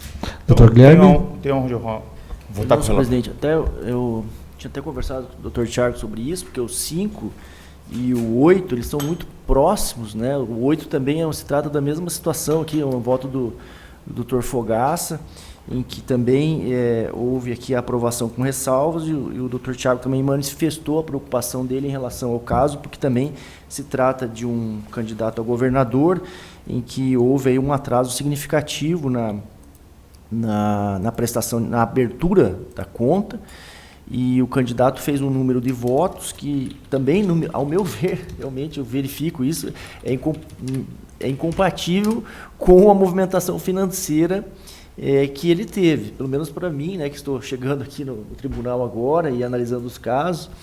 Porém, o que eu disse para ele também é que, nesse caso aqui, a orientação da corte, pelo menos até o momento, tem sido nessas hipóteses, mesmo que o doutor Anderson disse, e o desembargador Bodzic já ressaltou, que a gente não pode se guiar tão simplesmente pelo número de votos do candidato, e não havendo qualquer tipo de ilegalidade aí aferida pela sessão de contas ou por algum outro candidato que aponte uma ilegalidade, eu também entendo, né, na linha daquilo que vem sendo decidido por esta corte, em aprovar com ressalvas. Perfeito. Então eu acompanho o voto do eminente relator. Assim sendo, essa corte, por maioria de votos, julga aprovadas com ressalvas as contas apresentadas por Reginaldo Aparecido Ananias relativas à eleição de 2022. Resultado esse que fica proclamado. Doutor, Vossa Excelência tem algum processo de interesse? Não, senhor presidente, só acompanhando a sessão. Só acompanhando? Perfeito. Chama julgamento, feito número 8. Processo 0602-457, dígito 34.2022.6160000. É da relatoria do Dr. Anderson Ricardo Fogaça. Trata-se de prestação de contas eleitorais, figurando como requerentes Adriano Teixeira e outros. Esse processo foi adiado para essa data, em razão do pedido de vista do Dr. Tiago Paiva dos Santos, ação virtual de 16 de agosto de 2023. O julgamento não foi iniciado, então tem a honra de conceder a palavra a Vossa Excelência, doutor Fogaça. Senhor presidente, como já falamos aqui, é o mesmo caso, muito parecido com o do desembargador Bodzic. Eu estou aprovando as contas com ressalva, senhor presidente. Todos, com exceção do doutor Tiago, estão de acordo? Senhor presidente, eu queria só fazer aqui uma análise. Neste caso, transcorreram-se 51 dias de campanha até que as contas fossem abertas. As contas foram abertas 10 dias antes das eleições. Eu entendo que esse período é suficiente para que tenha havido gastos de campanha. Como se trata aqui de uma jurisdição voluntária, certamente não é possível impor à Justiça Eleitoral a capacidade de descobrir se houve gastos ou não. Por isso que nós dependemos da informação dos prestadores. Sim. Então, em nome do estrito cumprimento da resolução que prevê a abertura da conta bancária como uma forma de coibir o Caixa 2, eu mantenho meu voto anterior, divirjo o eminente relator e voto pela desaprovação das contas. Pois não. Os demais mantêm o voto anterior? Doutor desembargadora Cláudia? Pois é. Esse aqui são 23 dias? 10 dias antes da eleição foi aberta a conta bancária. Eu acho que daria para manter em 20, porque o caso do desembargador Bodzic, conforme a contagem, se não contasse, acho que dava 21 porque era dia de mês com 31 dias, né? E aqui já é mais. Eu vou acompanhar nesse caso a divergência, senhor presidente. Eu acho que tem que ter um lapso mesmo para... Então eu passo a escolher votos individualmente. Doutor Tiago diverge. Até 20 dias. Doutor Guilherme, como vota? Senhor presidente, eu havia votado no sistema, inclusive, e na linha daquilo que vem sendo decidido aqui por esse tribunal. Agora, eu voto, até ressalto aqui, mantenho meu voto, mas eventual mudança de orientação da corte, também estou aberto a mudar a orientação. Nesse caso aqui, realmente, para mim, né, que estou, realmente me causa um pouco de estranheza, né, um candidato a governador mesmo, claro, não foi bem sucedido na eleição, mas somente esses valores aqui, houve atraso na abertura. Agora, também eu não sei se essa questão da prestação de contas é uma questão que, pelo que eu entendo, não devemos entrar muito no mérito das questões, é uma questão mais contábil que nós devemos observar. E também entendo que a Justiça Eleitoral, para isso, tem outros órgãos de fiscalização. Também temos uma seção de contas, temos outros candidatos, temos o Ministério Público e cabe também aos outros órgãos a tentar fiscalizar e, eventualmente, apontar isso para que o Judiciário venha a julgar e não, eventualmente, fique julgando com base em presunções. Mas, fazendo essas ponderações, mantenho meu posicionamento e, eventualmente, se houver mudança da corte, eu acolho. Desembargador Bodziak. Mantendo coerência com o que eu já havia dito, eu ainda tenho alguma dificuldade de considerar apenas uns dias, tais dias poderia aprovar, outros dias não. Aqui até há ingredientes adicionais que demonstram que não houve demonstração aqui de ocorrência de fraude ou qualquer outra irregularidade na prestação de contas. Então, eu vou manter aquele entendimento e acompanhar o relator. Caso de 28 dias. Como a desembargadora Cláudia já se manifestou, caminhando com a divergência, perfeito, desembargadora? Doutor Júlio. Senhor presidente, analisando aqui esse caso, a gente está falando de um candidato ao governo do Estado, né? Ele teve 2.096 votos, se eu não me engano, para ser preciso. Teve uma arrecadação de R$12 mil, que foi estimável em dinheiro doado pelo partido. Ou seja, então não tem movimentação na conta bancária. Eu tentei fazer uma busca aqui para ver se ele tinha a agenda do candidato, porque os meios de comunicação publicavam a agenda do candidato, se tem agenda, tem deslocamento, tem gasto, mas não consegui encontrar, senhor presidente. Então eu entendo a posição da divergência em relação a fixar um prazo, mas me parece que eu prefiro me filiar ao entendimento de que precisa ter algum tipo de comprovação e não apenas o prazo para tornar contas desaprovadas e não aprovadas com ressalva. Então, eu acompanho o relator. Ok. Assim sendo, essa corte, por maioria de votos, julga aprovadas com ressalva as contas apresentadas por Adriano Teixeira relativas às eleições gerais de 2022. Chama julgamento feito número 10. Processo 0603-310, dígito 43.2022.616-0000, da relatoria do desembargador Fernando Wolff Bodziak, trata-se de prestação de contas eleitorais, tendo como requerente Nilza de Brito. Esse julgamento ainda não foi iniciado, e assim eu sento e onde considero a palavra Vossa Excelência, desembargador Fernando Wolff Bodziak. Obrigado, presidente. Este é bem mais simples, vou me conduzir pela emenda. Pois não. Eleições 2022, prestação de contas, deputado estadual, atraso na entrega de relatórios financeiros, abastecimento de veículos sem o correspondente registro na prestação de contas, omissão de despesa, recursos de origem não identificada, ausência de documento apto a comprovar a destinação dos recursos do FEFC, recolhimento, indícios de omissão, contas aprovadas com ressalvas, determinação de recolhimento ao Tesouro Nacional. Então, estou votando pela aprovação com ressalvas. O recolhimento é de R$200, conforme aqui no voto. É o voto que está em discussão. Todos de acordo? O resultado fica proclamado a unanimidade de votos.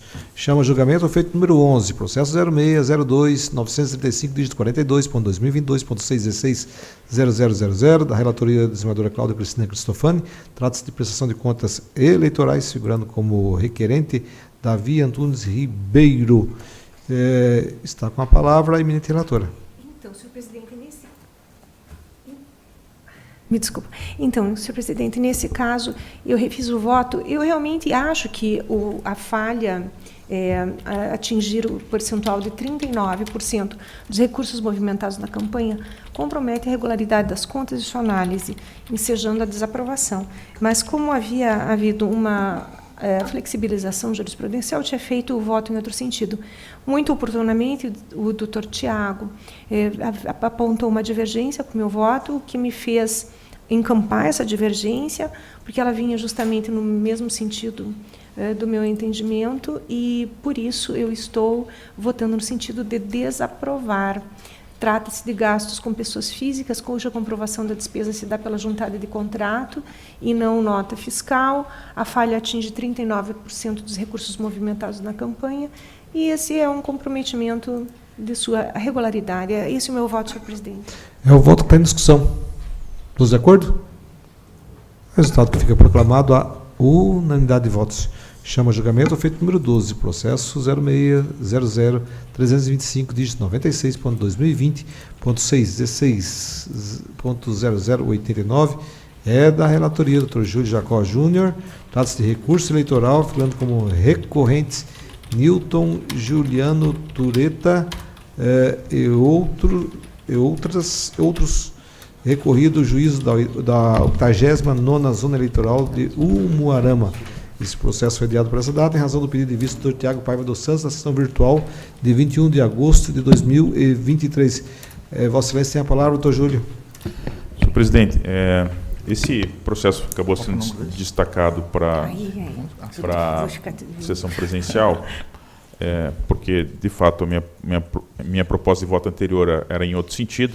Eu acabei fazendo uma adaptação, depois de conversar com o doutor Tiago aqui, porque se trata aqui de uma questão relativa ao parcelamento e aplicação da Resolução 23.709/2022, que trata, ela é editada recentemente, mas ela trata da forma de execução das multas eleitorais, enfim. E lá, no artigo 17, é especificado que o parcelamento pode ser feito desde que atendidos os limites mínimos, e o limite mínimo efetivo hoje é da ordem de R$100, pode ser parcelado em até 60 meses. No caso concreto aqui, o candidato tinha pedido o parcelamento em 18 meses, com uma prestação média em torno de 450, corrigido talvez R$500. E o juiz acabou por indeferir, por entender que a condição econômica do candidato aqui era capaz de fazer parcelamento em 5 vezes, né? Eu estou aplicando os estritos termos aqui da resolução para autorizar. E daí tinha uma segunda situação, é que ele fez o pedido e a resolução fala que, junto com o pedido, precisa ser feito o pagamento da primeira parcela. E ele não tinha feito o depósito dessa primeira parcela, nem em primeira instância, nem quando recorreu para cá. Quando o processo foi pautado, e o parecer do Ministério Público foi no sentido também de que não havia divergência, mas precisava ter a existência do depósito, o depósito foi realizado. Então, assim, esse caso concreto traz essa situação. Desde que, quando chegado aqui no plenário, o parcelamento atenda a resolução e o depósito tenha sido realizado a primeira parcela, o meu voto é no sentido de aceitar e determinar a baixa para receber nos parcelas do parcelamento, entendendo que o depósito tardio da primeira parcela não justifica o impedimento de parcelamento. Até porque ele poderia, senhor presidente, pedir um outro parcelamento no futuro que a gente teria que reanalisar. Então, não sei se há necessidade de eu ler a ementa ou se meus pares estão... Vossa Excelência está conduzindo no sentido de conhecer e dar provimento ao recurso para deferir o parcelamento do débito em 18 parcelas, é isso? Exatamente, senhor presidente. O voto está em discussão. Todos de acordo? O resultado fica proclamado a unanimidade de votos. Chama o julgamento o feito número 13. Processo 0602-712, dígito 89.2022.616.0000, é da relatoria do Dr. Anderson Ricardo Fogaça. Trata-se de prestação de contas eleitorais, figurando como requerente Estela Maris Lopes Santini. Esse processo foi adiado para essa data em razão do pedido de vista do Dr. Tiago Paiva dos Santos, a sessão virtual. Em assim eu sento, é uma honra considerar a palavra a Vossa Excelência, Dr. Fogaça. Senhor presidente, é uma prestação de contas de uma deputada federal envio de relatórios financeiros com atraso e segue no mesmo caminho, né, aprovação das contas com ressalva. É assim como o voto, senhor presidente. Vossa Excelência julga aprovadas com ressalvas as contas apresentadas por Estela Maris Lopes Santini, relativas às eleições de 2022, com determinação de devolução do montante de R$ 1.333,47 ao Tesouro Nacional. É isso, doutor Fagasa? É o voto que está em discussão. Todos de acordo? É o resultado que fica proclamado a unanimidade de votos. Não havendo mais nada a ser tratado, declaro encerrada a presente sessão, desejando a todos uma boa tarde, mas que fiquem, já que nós temos alguns assuntos a serem tratados. Muito obrigado. Às 18 horas, reunião, presidente. Não, vamos fazer já. Fazer já. Desculpa, eu só queria me certificar.